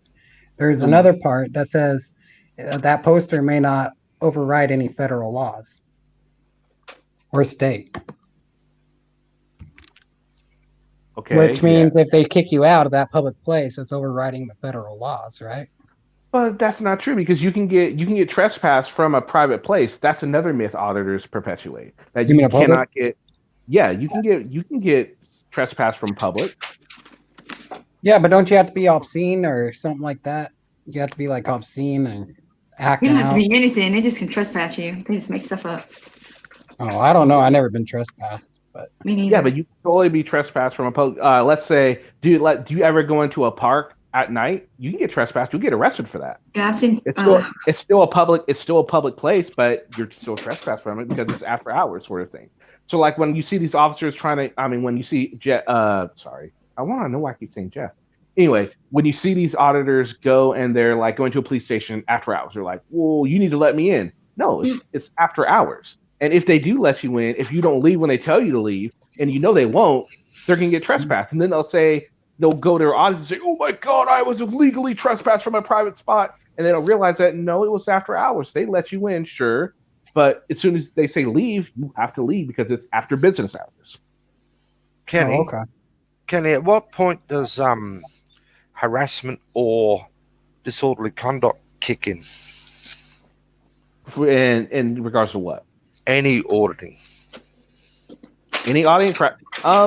Again, with those type of things, it's really up to the discretion of the police officer. Really, that's what it is. I'll give you a good example. Furry potato. Oh, every single one is for harassment or disorderly conduct. You will never change my mind on that one. Welcome to the panel, Morgan. My understanding is, hi Moggy. My understanding is you're in public, you film, you take your shots, leave. Yeah. You do not stand there for half an hour, 45 minutes, 60 minutes, walking up and down, looking for your bunny. Oh, here we go. Here's mine. This is what I've been waiting for. Boom. Then all the nonsense starts. Abu dalala, abalala, and all the finger gestures and all the, all the nonsense. Oh, code 3, go around the back. We're covert. The other entrance, not this one. All that BS that kicks in. Mm-hmm. Sorry, that's harassment the way I see it. It's also incitement. Yeah, absolutely. And so the police turn up. They go, "Oh, I'm on public. I didn't do anything." Oh, innocent. Right. And also, I'm putting up a case. It's Reed Adderley versus Florida, and it pretty much states that a post office is not a traditional public forum. Yeah. So you guys, they have that working against them as well. CFW, I got to ask. Uh-oh. Yeah, I'll have to look into that. Are you in trouble with hubby? Oh, no. $2,300 fine. Oh, I'm paying $50 a month on it. So yeah, that was kind of painful. That was really dopey. They really got me. They really got me on that one. They sprung that on me. That was a big fine. So leaving your website on the computer, that is as ditzy as it gets. I left my information too. That's even worse. I left it. I was there. What were you thinking of when you went up to use it? You thought what was if going I through your hadn't mind? if I hadn't had a camera in my hand, I never would have done it. I'm not that rude. I knew, Okay. the camera's what made me do it, because I wanted to expose these guys for leaving all this millions of dollars worth of equipment out, and the computer wasn't even locked. I just moved the mouse, but I had no idea that there was a law against it. It was very rude to do. It was very rude. I could have just left a note and not put my thing up on the computer, but I just wanted to do that like as an extra little push, because I waited a long time for them to come back and they never came. That place was open for almost 3 hours with nobody. It was at 10 o'clock in the morning till 1 o'clock. Yeah. Do you realize that same video you misspelt your own name? Where? When you put your name up. On the computer? I did? No, when you put the video out in the. Just now, the new one? Yeah. Oh, I didn't have my glasses on. I'm gonna have to go fix that now. and I haven't also, been wearing and my glasses also, at all. And you also, wonder why I keep calling you a ditzy piece. I know, so I can't plan any of these other things. I am ditzy. Carolina, you know that computer is actually available for builders or whatever it is to actually access stuff. That's why it's open. They can come in and look for files. I think so. Yeah, I didn't ask them because nobody was there for the whole time. Yeah, but they don't need to be. It's there for builders or whatever, to contractors to come in. That's probably why it was unlocked, not connected to anything. Yeah, that's why. It's probably just why it's there. That's so people they can access it if they have to. There was private offices. I didn't even walk into their offices because they were private. But I mean, I did walk through the whole building because I thought, well, somebody's hurt, basically. I thought, well, how could there nobody coming up to front to see why I'm saying hello, hello, hello. But I did walk through just to see if somebody was hurt. There was nobody there. Did you find out what was in that shed? That was what you reckon you wanted to know. Oh no! I never went back to find that. You know what was in there? It was a bus that said Tarrant County Jail on the side of it. There was an older bus, but there was rats all over it. That's what I wanted to find out. I wanted to find out about the rats being all in there. They were waving at me when I peeked in the window. So that's the whole reason I went on that property, was when I looked at it was all Tarrant County stuff. So I wasn't really planning on auditing that building at all. It's just because nobody was there is why I audited it. So I was just going to go and ask them who's in charge of the bus. What did it cost you all up? Was it $1,500, $2,300, or? It cost me $2,300 for the fine, which I have to now. They have to put up with me every month when I go to pay the fine. And the bond or something? What was the bond worth? And the bond was $750, but I got all that back. And then except for 10%, and then the lawyer fee, which was $700. So that cost you $3,000. Can you believe that? I don't even make $3,000 off YouTube a year. Are you in the doghouse at home? No, because I paid. We didn't have to pay it up front. We had to pay it like. Didn't tell hubby, did you? I didn't. Well, I didn't tell him it was that high. True. I hope he's not watching this. I just said, he goes, well, what happened? I said, I got a fine. I he's not watching this. I didn't tell him it was a $2,300 fine. Ooh. And I didn't think it was going to be that much. And it was. It's like I didn't even really ask. I thought it was going to be like $400 or $500 fine or whatever. So I signed the paper, and then I looked at it like a ditz. I'm like, wait a minute. There's an extra zero on here. And they're like, no, that's what you signed. I'm like, oh. $3,000 yeah. type on a computer. Can you believe that? Because why do you think they did that to me? Do you think they would have done it to anybody else if I hadn't been an auditor? I think so. If I hadn't exposed them? Yeah. I think so. Yeah, I don't think so. You didn't expose anything. That's the whole thing. I exposed that the place was unlocked and empty for 3 hours because those guys were actually stealing time. They were just like clocking in remotely and not doing any work. Oh, you don't know that. Because somebody told me that was the result in the courtroom, but I don't know if that was a good source or not. So I shouldn't repeat that unless I was absolutely positive. I do know for sure that they have to lock their computers now. Big whoop. But I could have stolen so much stuff out of there. Huh? I think you should go back to teaching. You actually make money. It doesn't cost you money. I know. I retired, but I could always go back, I guess, since I still have my certificate and everything.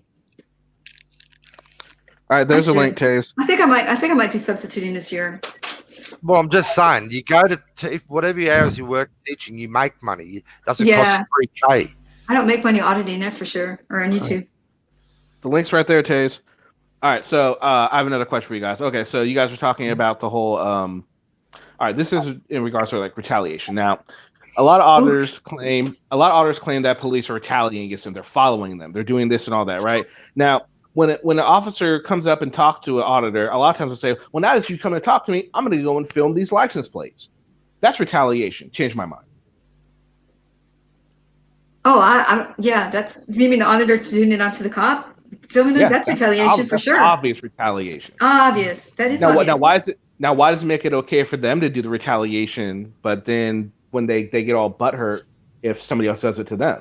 Like, oh, look, it's a cam back. They're just doing what you're doing. How's that? Is there anything wrong with that? I don't see anything wrong with them doing it back at all. Exactly. So then why? The retaliation I don't like is when I get a ticket afterwards for something I didn't do. That happens to me a lot. Why is it a walk of shame when they're just sick and tired of listening to the BS and they decide I got better things to do? That's what we were talking about before. The same phrases. You can't trespass my eyes. Ooh, walk of shame. What was some of the other ones? I'll just educate. Use over and over. I'm tired of talking with you. You haven't educated me. You're dismissed. I want to go and do my job. You know, you're boring. Yeah. Taze, welcome to the stream. Hey, G'day, Taze. Hear me? What's going on, Taze? Did you know that the can't trespass my eyes does actually only mean your eyes? It does not actually apply to cameras. Yeah, because that camera can zoom in, right? That's correct, and it collects audio. Ooh, yeah. And that's a big thing. Like most states actually, they're okay with you taking video, but once you turn audio, it can turn into a wiretapping charge. Ooh. Not here. Certain states, not every state, but certain states. California is one.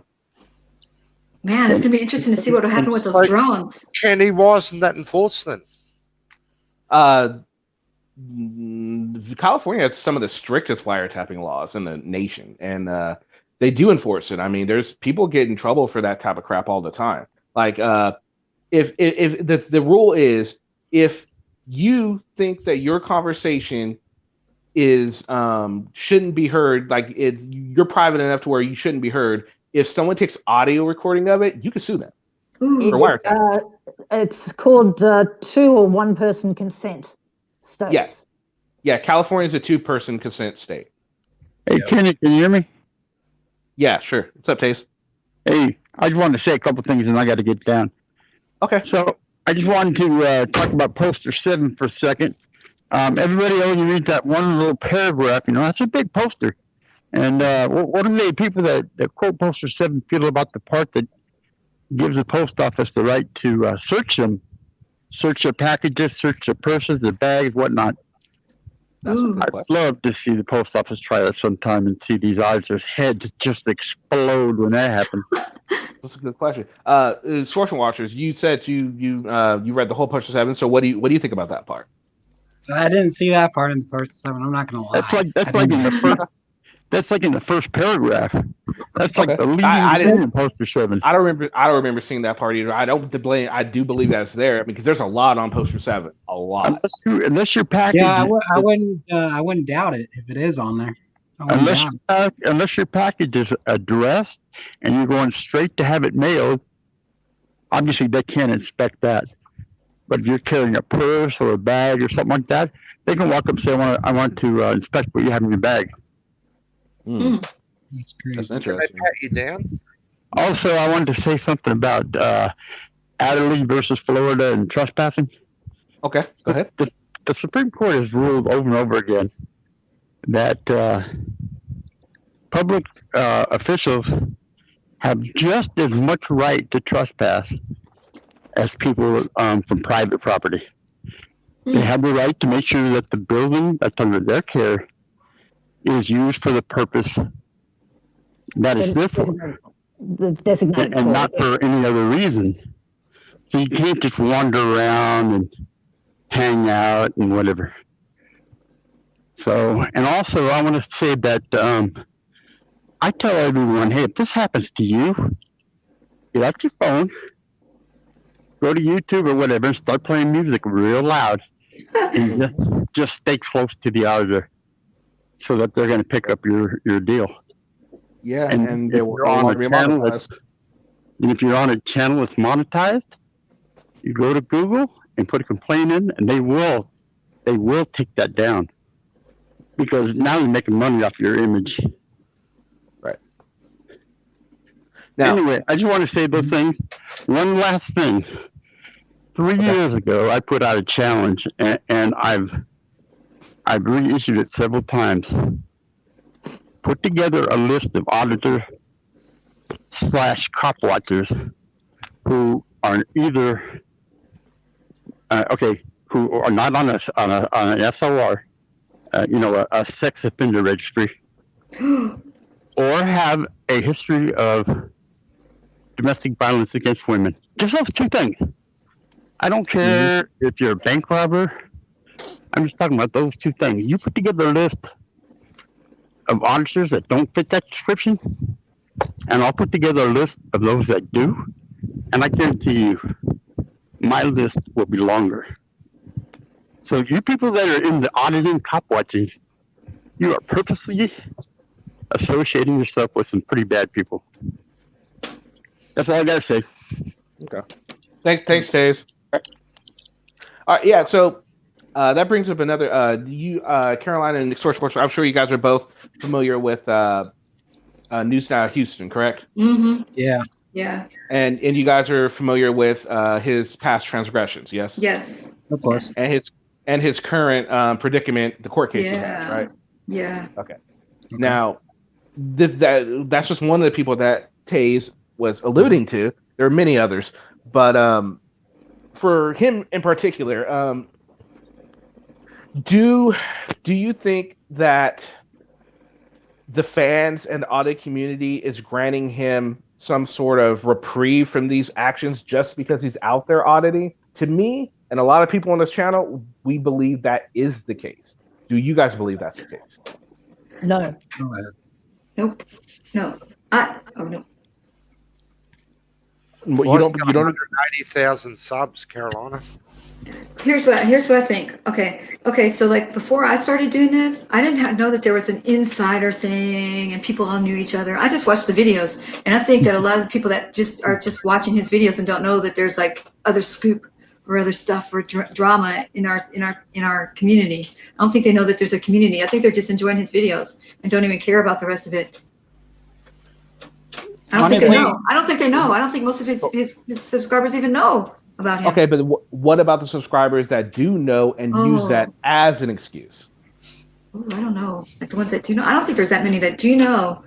But you go but he's a good talker. He's like George. He's a good talker. I challenge you to go create a sock account. Go into one of his comment section and say, David Earl Warren, you're a blah blah blah or whatever, and see how much flack you get. I guarantee. Oh yeah, they really defend him, don't they? Oh yeah. But it's cool. I mean, they're very loyal to him. Yeah, that's the thing. Furry Potato has very loyal followers as well. Josh has pretty loyal followers. A lot of these people who are some of the worst have some of the most loyal followers, which is mind-boggling to me, but it's the truth. Yeah, the problem is when you do... Sorry, Morgie. Hold on. Go ahead, Morgie. Morgie, then you, Jimmy. The problem is when you do a background check on some of those names and you find out who they are, they're just as bad as he is. That's probably a good point. So they see this. Whoa, yeah, he messed up. I messed up too. So I'm giving him a pass, sort of thing. Yeah, pretty much. Yeah, gotcha. All right, what you were saying, Jimmy? That's what I was about to say. Is News New England, Brian? Sorry, did I say that out loud? Yes, you did. That's why I laughed. Worships the ground Abrams walks. Oh Lord! He was ranting one day what a champion bloke Abrams was and how good he does this and good he does that. I posted in chat. So the man, has lost his kids for whatever reason. He's up on armed robbery charges. He's impersonated police. He's got drug offences. And you're calling that a quality bloke? And News New England blew up at me. And I've been banned ever since. Oh. Yeah, he's definitely like that. The interesting thing about it is Abrams is saying, "Oh, but I've changed my ways, and now I've got something to fight for." And if you believe that, you honestly need to go back and live in your cave. I mean, seriously, he's just got a new scan. To the other, he doesn't know what he wants to be when he grows up. Oh, no, he really doesn't. Morgan, did you see? Go ahead. Did you see? Sorry, Caroline.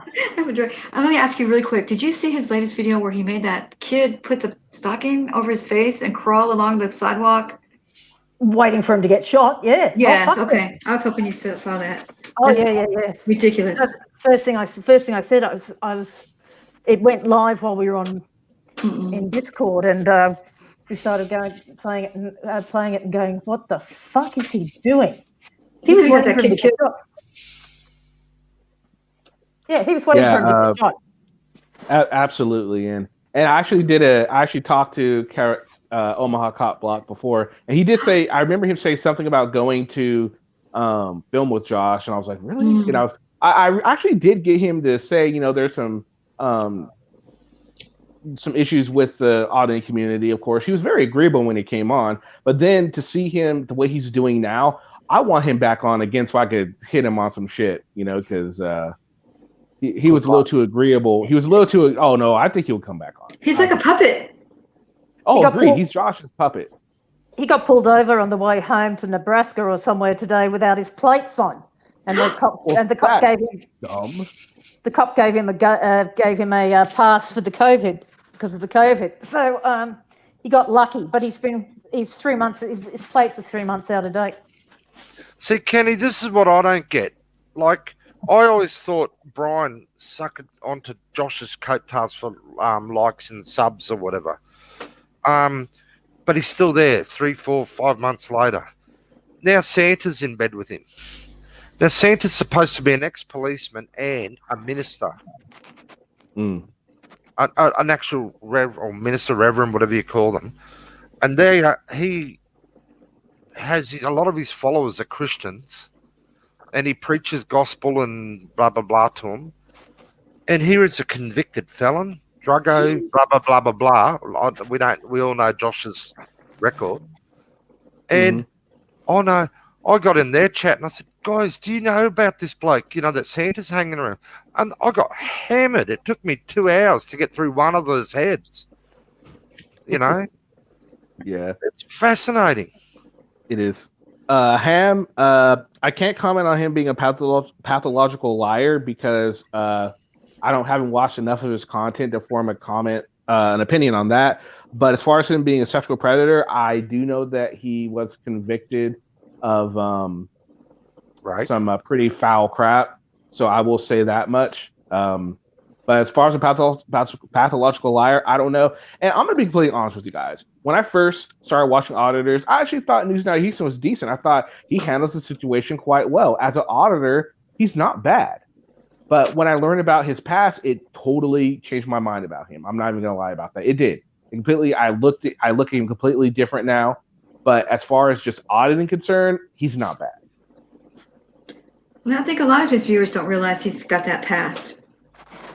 I think so too. Impersonating police, luring women, him and his brother, apparently. Yeah. Rape. Yeah, he's...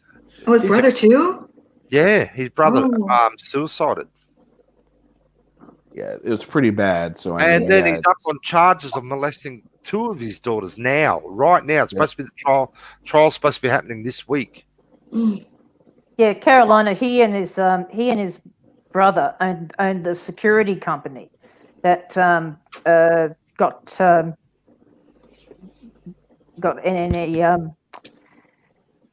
NNH into trouble in the first place. It was his security company where he said that he was a cop, not a security guard. Yep. And that's how and both of them were luring women with the through the security company. You'd feel safe with a security guy, wouldn't you? If you were a woman. Well, that'd be an easy lure. Yeah. And that's security guards pretending to be police, Caroline. Yeah. You can see how they could trick people that way, girls. Yeah. Especially someone who's had a little bit too much to drink. Oh, don't worry, I'll get you to your car. Not just girls though. John Wayne Gacy posed as a police officer to lure young boys as well. That's right. That's right. He did. Especially at night, Caroline. They think they see the uniform. Oh, good, this guy will get me home safely. Right. It's such an abuse of trust. And back in the time when he was doing it, it was like no internet, so we didn't have all this information at our fingertips. So it was probably very easy for them to pull the wool over people's eyes. Yeah. Back in that time period. That's definitely truth. It was a lot easier. It'd be very hard for a lot of people to get away with certain crimes nowadays than it was back then, just because of the prevalence of all the cameras we have here, social media and all that stuff.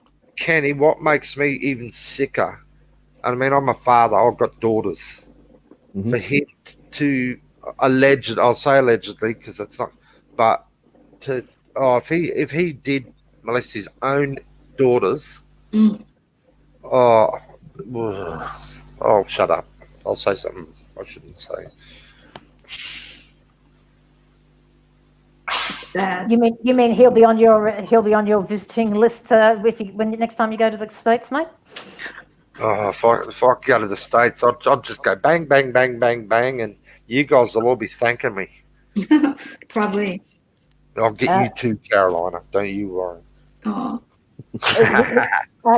Carolina. He doesn't mean the bang bang bang. Oh, I know. Bang, bang, I bang. know. I don't use guns. He doesn't. We don't use firearms over here. Yeah. I can do more damage physically. And he doesn't have to leave a bruise. Kenny, I think we should start a petition to get Caroline's hubby to get her into a Prius. Oh no! Prius. Do you know I'm in a rental right now because I had a blowout in my car and it broke some things in the back and it hit my fender. So it's in the shop right now. So they gave me a rental. It's an Altima. It has no power. So it's getting really good gas mileage. That's exactly what you need. I know. I probably do. Yeah, I'm starting to really be more aware. I've been using my cruise control a lot, and just really being aware. If I'm going faster than the cars around me, I'm like, So I'm kind of paying more attention. It would feel horrible if you flattened a kid. No, yeah, that's what I was going to say. If I hit a kid, a tree and killing myself is one thing, but to kill someone else's child, I'm not going to do it. Jimmy, you know what? I'm A. Yeah, I'm A. Welcome to the panel. G'day. Hi, Kenny. G'day, nice to be here. Jimmy, we should get Carolina a Traybird. What's that? What is that? Is that some kind of farm vehicle? No. It's actually a Russian era people's car. Oh. Absolute piece of shit. Oh. We got plenty of those over here too, though. Not that kind of car, but yeah. Cool. Okay, I'm A. You're on. I'll give you a few minutes to say what you want to say. Go ahead, sir. Thanks, Kenny. Can you hear me well? I didn't know you were a real person. Yeah, we can hear you. Yeah, I'll cover a couple things and then I'll leave real quick. But I appreciate you letting me on. A couple things about Adderley. Hugo Black wrote that opinion on Adderley, and what Hugo Black said was that governments have the obligation, I don't know if that's the right word, the obligation to see that government buildings under their control are used for the purposes that they're designated. So let's say you have a tax office where clerks are supposed to be collecting taxes, and somebody comes in with a camera and starts distracting people and they don't like it. The government has the authority and their obligation to see that the building is used for what its purposes are, and they have to say, ask you to leave first, then they can tell you to leave, and if you don't, they can go hands-on and move you out of the building. And that's Hugo Black's opinion in Adderley versus Florida. Now, in regards to Earl, as people know, and keep denying that they didn't know it, but they did. Earl has a rape conviction where his father owned a security company, and he came along in one of his vehicles and turned his red and green lights on to make it look as though he was a policeman. And he actually used zip ties on the young lady in raping her. And he's currently on trial for molesting his daughter. And they've been going through a lot of discovery questions. And I respect his attorney doing what his obligation is to provide the best defense possible. But he has a hearing, another pretrial hearing regarding discovery this Thursday. And if I'm not mistaken, it has to do with the report, the video that the Deer Park Police did. And if you haven't seen that, people should try and find it. There is some controversy over that being copyrighted, but I'm hoping that the judge will set a trial date, but there's no guarantee that the judge will set a trial date. Okay, well, thanks for that, Ame. Yeah, that just despicable when people use even any kind of perceived authority to do that sort of thing against anybody. It's just it's foul, and which is why I just don't respect him at all for doing that. Yeah, maybe he learned his lesson. Yeah, he did do his he served his time, and that's fine and all, but still, I mean, just because he's going out and filming cops now doesn't mean that all of a sudden I'm gonna change my mind about him, you know. Actually, the interesting question. Hey, thanks, Kenny. Appreciate it. Have a nice night, and I enjoy watching the videos that you produce, and I'll go. And the last thing that I'd like to do is tell Carolyn, if you believe in free speech, you should unblock everybody. That's a good point. That's a very good point, Carolina. So, if you do believe in free speech, how can you block people on your channel? That's a good question. I block people that are rude, but I guess I need to start unblocking people since I'm. But you're rude to cops. You're rude to government work. Yeah, I guess I should start unblocking people. He's Probably right. a good idea. Yeah. See, we accomplish things on this. We help to try and accomplish things on. You wouldn't have been able to get anywhere with me 2 years ago. Oh, I believe it. I believe it. I think it's more your wrenches. Oh, I don't think it's really the lives. I think he's talking about the comments on the videos. Yeah, comments on the video. Yeah, it's your mods. It's not so much you. You're driving. It's your mods that hammer everyone. Yeah. That might be true. That's true. It might. I'm driving. I can't see sometimes. Yeah, I have to talk to my mods about that. Yeah, that's why my mods have few things. As long as it ain't against YouTube's terms, it's all for the good. Right. They can come in. You can come in and say, "God damn it, Kenny, you suck, major donkey dick." I'm like, "Oh, my bad. Okay, well, your comment's still there, so thanks." It wouldn't matter. So here's a question for you: do you think that Earl decided to start cop watching because of basically being convicted? I do. I wonder. I think it's revenge. Do you think it's a retaliation sort of thing? I do. I do. If so, he's very passive aggressive about it, and he does strike me as a very passive aggressive individual. So yeah, I think so. I bet he was being ID'd a lot, and they would run it and see that he was a sexual predator. Of course, that never ended up in his videos. But wow, imagine how many times he gave up his ID and they found out who he was, and we didn't know. We were just watching the videos. Yeah. Yeah, exactly. He manipulates. Sorry, Mark. I wouldn't say he's passive aggressive, Kenny. Oh, I've seen some video. He went off at a policeman. It was during when the riots first started. Because the policeman wouldn't ID. And I've never seen him go off. I've never seen him go off. Oh yeah, he had a big hissy fit. And he said, wow. I'm going to write you up. I'm going to write you up. Why don't you just goddamn identify? Right? And he went, and I'm like, why write him up, you pouch head? Leave him be. You can read his name. You can read his number. It's just you being on a power trip that you want him to say it.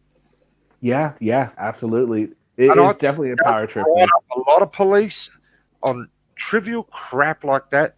I think he's more aggressive than a lot of people realise. Oh, he is. It's all an act for the YouTube. That's for sure. I think he can with the YouTube he can manipulate. He's like Josh. YouTube he manipulates.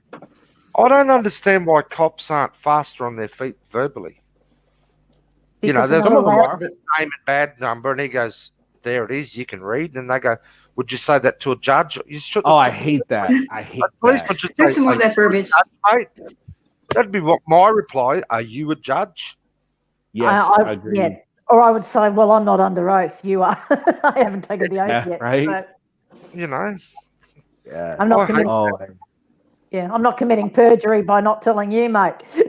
Right. Recommend buy a camera, a gimbal, all the gear, open it, the package, set it up properly, but they can't read. Read. I don't know. I just think that's a power trip thing. That's great. Don't ever do that, Carolina. I don't ask for their name because I'm not going to remember it anyways. It's like, what's that guy's name? Yeah. Yeah. You should say, well, if you can't read, mate, how can you manage to operate a camera? If you can't read the instructions. But since I've been cop watching, boy, they don't do hardly any work all day long. I mean, like I've watched them for 3 hours, 4 hours, and nothing. They're just sitting there. They have really nice programs to write the reports. So they're just cutting and pasting and typing in reports. They're not even really writing them anymore. They're like all automated now. So they really have a nice job. They really do. Yeah, but then there's like now, Caroline, where they're flat out with rights and shit, and they're doing overtime and days on end. It evens out. They're making a lot of money. Carolina, those are only templates. They still have to fill in all the details that go along with it. Now, a lot of police departments are asking for college degrees now too, because that's good. Our cops all have to have degrees before they're allowed out. They've got to be at least a year. They do 6 months at the academy, and they've got to finish their degree before the end of their probation. Otherwise, they don't get in. Well, if they already have a college degree coming in, then that 6 months training is really not that little bit. Does that make sense? It's specialized. It's a specialized degree because it's not open to the general public. And if they already have a 4-year degree, that's just a bonus because now we have some intelligence that they were able to pass college. Yeah, well, some of them do, but they've still got to do this associate degree. And that's 6 months. It's very physical. They got to be at a certain physical level too. Is that correct, Morgie? Yep. You've got to be at a certain physical. 6 months at the academy. Yeah, and you can't be a slob. Basically, you got to be pretty physically fit. At the academy, I guess. Yeah. And then 6 months, you go to TO for the next 18 months. You're basically a probationary officer for the next 18 months because you keep going back to the academy for refreshing and more exams. That's how our cops do it these days. So you've got to you'll graduate after your 6 months, but you still got your probation period after that. And you've still got to keep going back to the academy to make sure that you're up to date with what you've been learning. And Caroline, this probably sticks in your claw because I've heard you say this several times. I know I know quite a few cops out here. They are trained to show no emotion. Oh, really? Yes. I didn't know that. That's a big thing with you. So they're not polite. They're not friendly. Ours are trained not to show any emotion whatsoever. They can't be biased. Seem to be biased. I had no idea. Anyway. Yeah. Ours are trained, and I know that they've got to show no emotion. And do you know why, Carolina? I guess just to keep the person that they're dealing with not to escalate so much. No, it's actually got to do with how they. It's got to do with evidence. The less you say, I see. The less you say, the less you engage, the less that has to be written down and proven. So they can't be seen as biased to one party over the other. Yeah. Right. Yeah. Okay. So- Okay. So they've got to Oh, stay so dead like, neutral. right. So like when they're coming to break up a fight or whatever. Oh. Yeah. Well, Yeah. well. They got to stay dead neutral. Yeah. So the facts are the facts. So when it's written down and they put it in their contemporaneous notes so they can write it up later, they can actually say, this was said, this was said, this was said. So And the then they less have that body cameras too. So the less that they say to you, the less they have to put down. They can say what you said, but they don't have to. They just have to put I replied, blah blah blah. So the less they say, the more that you see, the more you're giving. Yeah, them the less more, work they have to do too. Yeah, the less but to run on report. But it's also unbiased because they're not. Right, they're not swaying you either way. That's correct. That's correct. So it's not biased. So you are giving them the evidence that they need. Right. Oh yeah, because I've been in car accidents before, and that's what they do. You know, they don't put down their opinion; they put down what the facts were. Yeah, and they'll ask you specific questions. So you know, and they won't answer questions. Yeah, like you said, I did that wrong, and they'll say, you know, oh, that's not for me to decide. That's up to a magistrate. Yeah, they do say that. You know, that's they're just there to take whatever evidence, to gather the evidence and act as per the law, as per the law. So that's their function.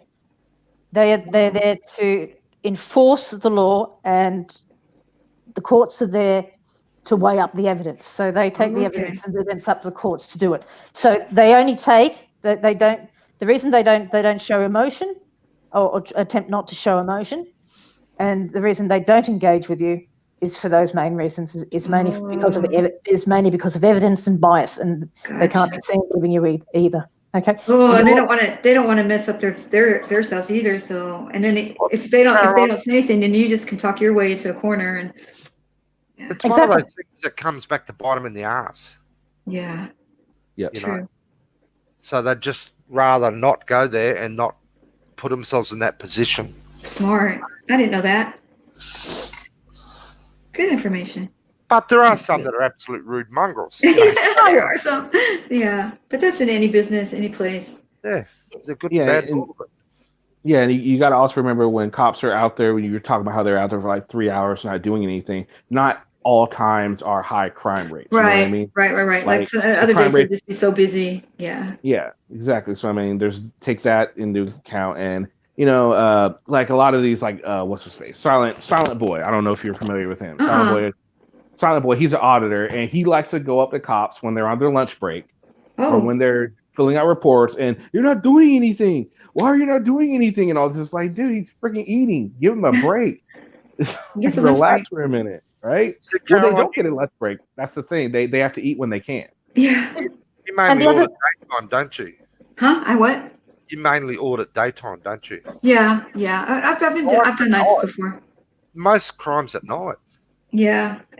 Yep, that's true. I've been doing nights. I do nights too, but not so much lately. I probably go from call out to call out to call out to call out at night. Yeah, the nighttime ones are dangerous.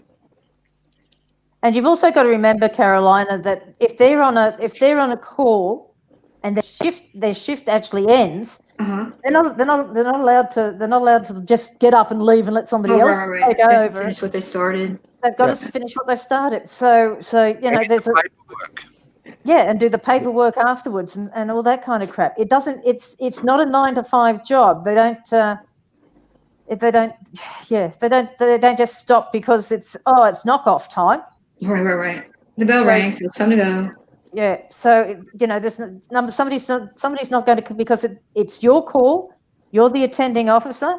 Right. So you have to finish that call and follow it up. And that could be, and you know, if that's a nasty incident, you could be there for another 12 hours on top of your 12-hour shift. Yeah, like a murder or something. Yeah, something like that, or a really nasty crash in the middle of winter or something. You know, forensics shows up, and in Toowoomba, where my old hometown, Brisbane have got the forensic unit generally, or they used to. I think Toowoomba's got their own now, but you used to have to wait an hour and a half for the Brisbane police to turn up. Oh. So yeah, because and that's the other thing, staffing problems and stuff like that as well. So, you've got to realize that it's just because some people say, "Oh, you're not doing this, you're not doing that." You don't know what they've been doing. You don't know you don't know what calls they were on before you got there. Exactly. You don't know what they've seen just before you got there. So, they could have just been at a baby who'd drowned in a backyard swimming pool, and then they pulled you over, and they've just pulled you over for speeding, and they're not in the best frame of mind, and you have a go at them. Yeah, and they're still trying to stay professional. So you've got to, policing is a very unthankful job. Oh, yes, horrible. It's a really unthankful job. They are basically society's garbage men. They deal with everybody who has slipped either through the system or nobody wants anymore. Oh, yeah. Okay, so you've got to realize that there's a lot of good cops out there. I mean, you look at the number of cops that anonymously buy coats for the homeless and shoes for the homeless in the middle of winter. Bring them. You'd be surprised how many have make up pots of soup and stuff and drop them off to places. Yeah, these are all the things you don't see, that you don't know. You'll get the one cop on that one day that may have pulled the baby from the swimming pool, and then pulls you over, and you go off, and you wonder why they go off. I mean, a good example was that cop that went off at that idiot that flipped him off on the freeway, and he dipped out. He'd obviously had a bad day. You don't know what he was doing before he was looking after that guy. You don't know if there was an operation going on that was targeting that person that he was chasing at that time. Right. So there's a whole lot of things that you've got to consider. I mean, these guys are people too, and they see the worst of society, even worse than a lot of the frauditors have in their lifetime. Yes. The frauditors aren't the ones that go to the mass shootings and pick people, pick through the bodies and have to look through that. They're not the ones that have to go to where somebody's killed his kid, yes, or smother the babies or something like that. They're not the ones that are going through rat-infested hoarders' houses to find a body that's been rotting for 6 months. Mm-hmm. It's these kind of things you don't, or going into squalid abandoned squats where there's families and they've got to go and take the kids, and the kids, have got dirty nappies and haven't been fed for ages. There's all that kind of stuff. It's a stuff, and what a lot of these guys are doing is petty, absolutely petty. Oh, you've violated my First Amendment right because you stopped me from filming. Big fat hairy fucking thrill. Oh. In the big scheme of things, if you understand what I mean. Yes. Where does your right to film actually a cop in the course of their duties on a traffic stop? What's that cop's right? What do you know? What has that cop's been through that day? You don't know. And they've got rights as well. They're people as well, and they do a hard job. And I'm not saying that all of them are good, and I'm not saying all of them are bad. And yes, there's corruption, but there's corruption in everything. It's not just there absolutely is. There's corruption in the school system too. Exactly. I think when you see what they see day in, day out, you just become freaking numb. I think so. I don't think I'd want to see all that all day long either. Kind of like a zombie, I think, for want of better words. Yeah. They have to be. They have to be, because otherwise they go crazy, wouldn't they? Yeah, they need a lot of officers end up become very jaded. I've talked to a lot of officers, and they become jaded. And another one of the things that auditors like to say that's not necessarily true is they like to talk about how when a cop picks up that badge, they lose their rights. They don't lose their rights. They still have the First Amendment right when they're an officer. Now, they have to be careful with what they say, because obviously they could get in trouble for certain things they say, but they absolutely do have rights. They don't lose their rights when they pick up that badge. We don't live in North Korea like they like to say. Right. Oh yeah, they still have their rights too. I mean, sure. So Yeah, you said I think it's harsh that some of these auditors come up to, like Morgie said, they see the worst of the worst, and then some muppet like Paddy goes, name and bad number. Oh Lord, and walks up with his handcuffs. Oh, yeah, Caroline. When I haven't seen that yet. When are you getting handcuffs, Caroline? Are you going to? I haven't seen that one yet. I heard about it, but I'm sure. If you get the handcuffs, make sure you get the pink fuzzy ones, just to differentiate yourself from everyone else. Did he really do that? He does have handcuffs.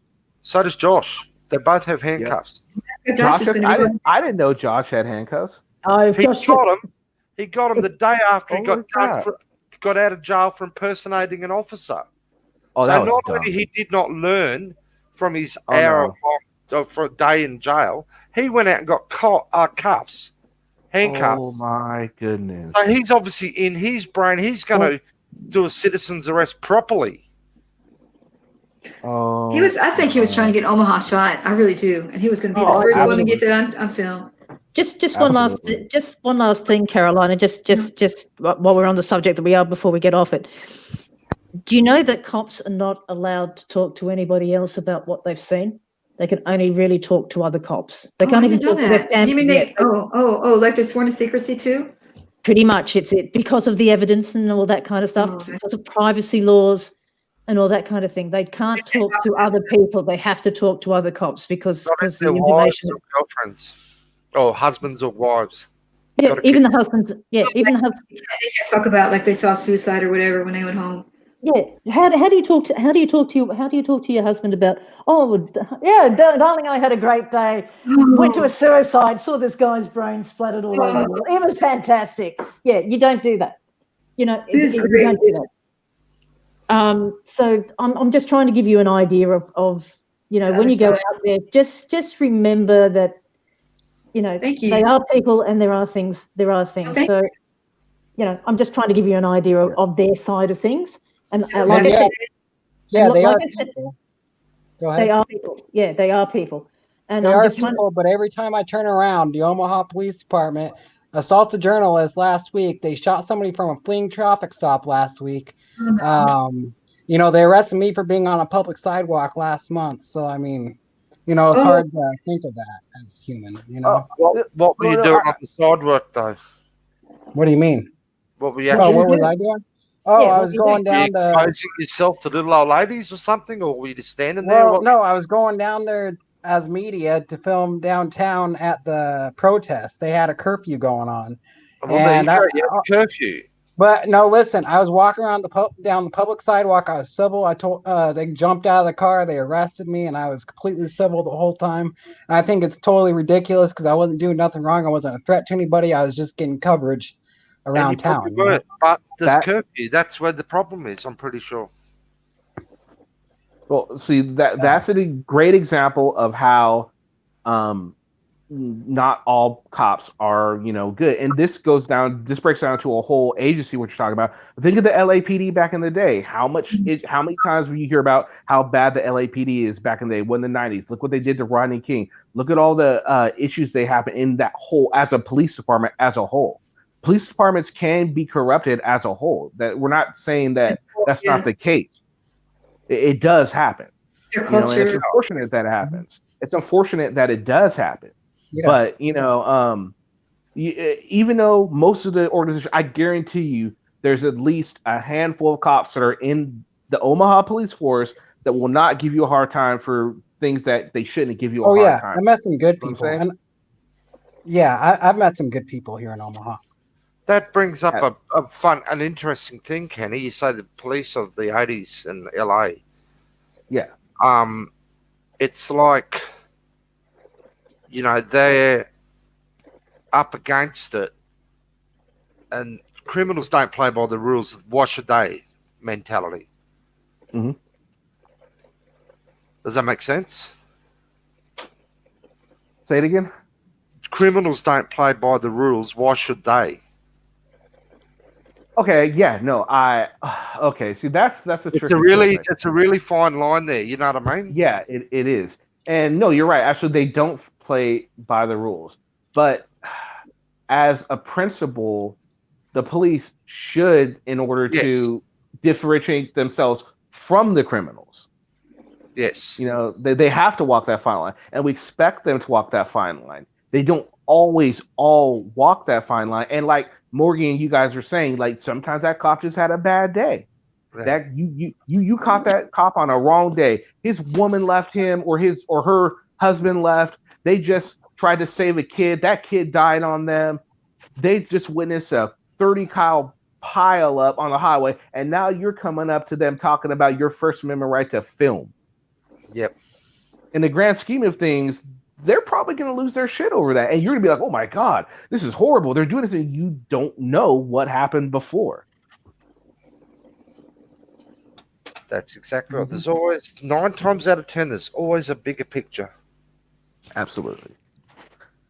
Absolutely. And yeah, it's definitely hard for cops to walk that fine line. I don't think anybody would, say that it's easy for them, even though if you look at some auditors, they assume it should just be that easy. Well, if we're that easy, why don't they go out and be cops and show them how it's done? Because most of them have like backgrounds. Yep, that's true. Not let them. That's true. Mm-hmm. Absolutely. You gave me a lot to think about. Oh yeah, I mean, there's so much. See, that's the thing. Like, I think that's the problem with some auditors don't want to come on these type of panels. And as you can see, people were stern with you. You know, they told you some things that maybe you don't agree with, but you're coming on, you're thinking about it, right? Sure. That's going to be more than can be said for other auditors that might come on. Or for all we know, we don't know this for sure, but you could be just giving us the okie doke, say, oh, well, I think so. And then when you leave, you go, oh, I don't know what the fuck they were talking about, sort of thing. Not saying that's what you're doing, but, honestly, we don't know for sure, right? But I would actually love to see more auditors and come on the Maxwell Report or Sancho's show or mine or DGen or whoever just have you guys are starting to bridge that gap a little bit. Yeah, that's what I want to try and do. And I think a lot of people would see that, we're not just going to, if you do some stupid shit or say something stupid, we're going to call you on it.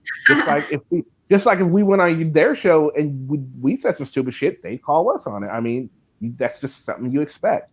But we're not trolls like they say. We see things a certain way, and we're vocal about it. Hold on for a second. Just give me a second. We see it a certain way. We're vocal about it, just like you guys are vocal on the other side of things. Just because we don't agree doesn't mean we can't have that conversation and leave both a better person because of it. Right. Go ahead, Jimmy.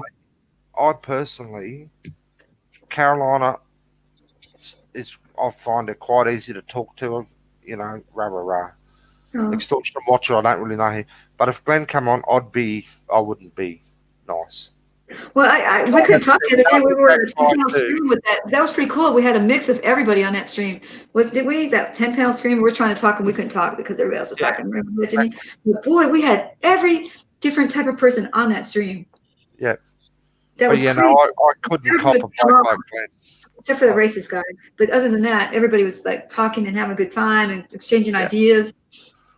Mm-hmm. And it was we don't agree on much, Carolina, do we? No, but we're still cool with each other. Yeah, we respect each other's opinions. She's got her opinions. I got mine. Exactly. I like annoying her. That's what it's all about.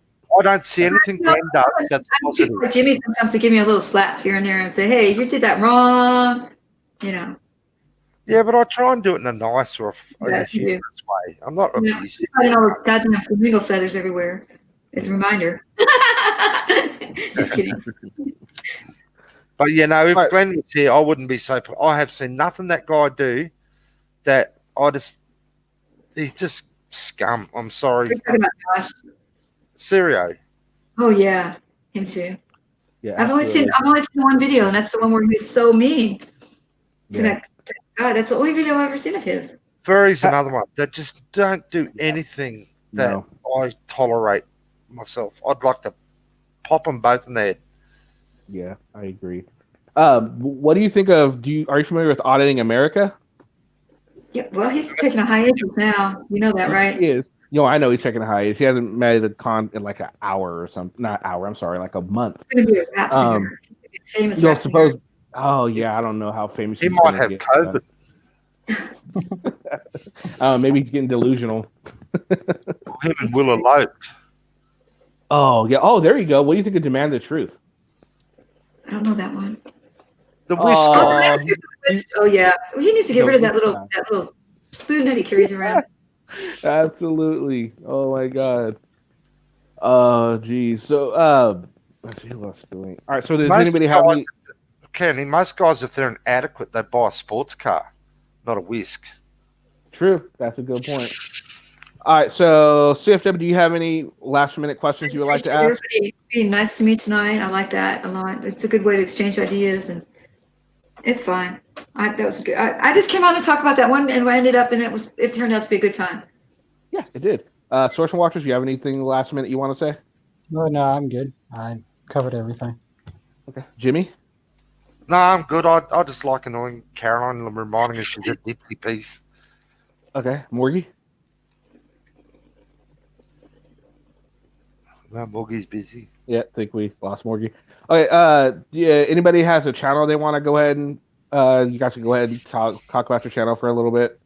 Oh, good. I think I'm notorious, I think.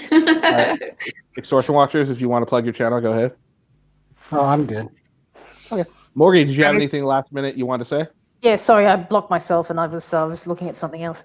Yeah, look, Carolina, we don't hate you. But it's just trying to get you to see, in a lot of ways, the futility of some of the stuff you do. It's not and to look at it from the other side. Yes, as well. I appreciate you.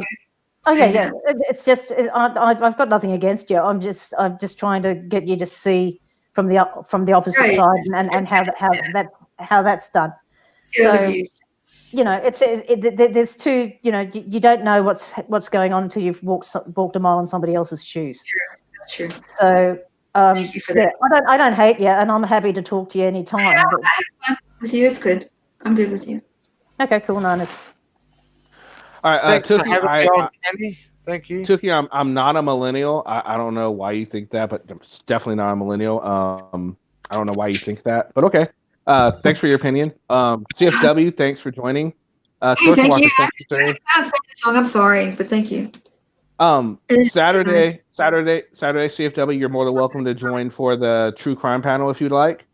Source Watchers, you too. Jimmy, thanks for joining. Morgie, thanks for having me. Thank you as well. No problem. Morgie, thank you as well. Both of you are welcome to join anybody actually is willing to, you can come and join the True Crime panel.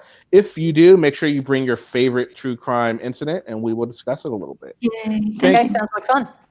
Mm-hmm. Kimber, thank you for joining. Dayton, thank you for joining. Comfort Doll, Simon, thank you. Noli D, thank you. Tookie, thank you. Who else we got here? Thank you. The Tan Chaser, no, CFW is not single. She's happily married. Yeah. I think. Yeah. If I can keep the checkbook away from him, he'll be happy. He won't know. Hey, CFW, what is with the 500 pair of boots? Seriously. Oh, I don't know. I just like boots. Jesus, really you are high maintenance. Yeah, it's not really that many. It's just like when I buy something, I get it to last. So. Not many. There's 500 pairs there. No, there's 20 pairs. And the rest.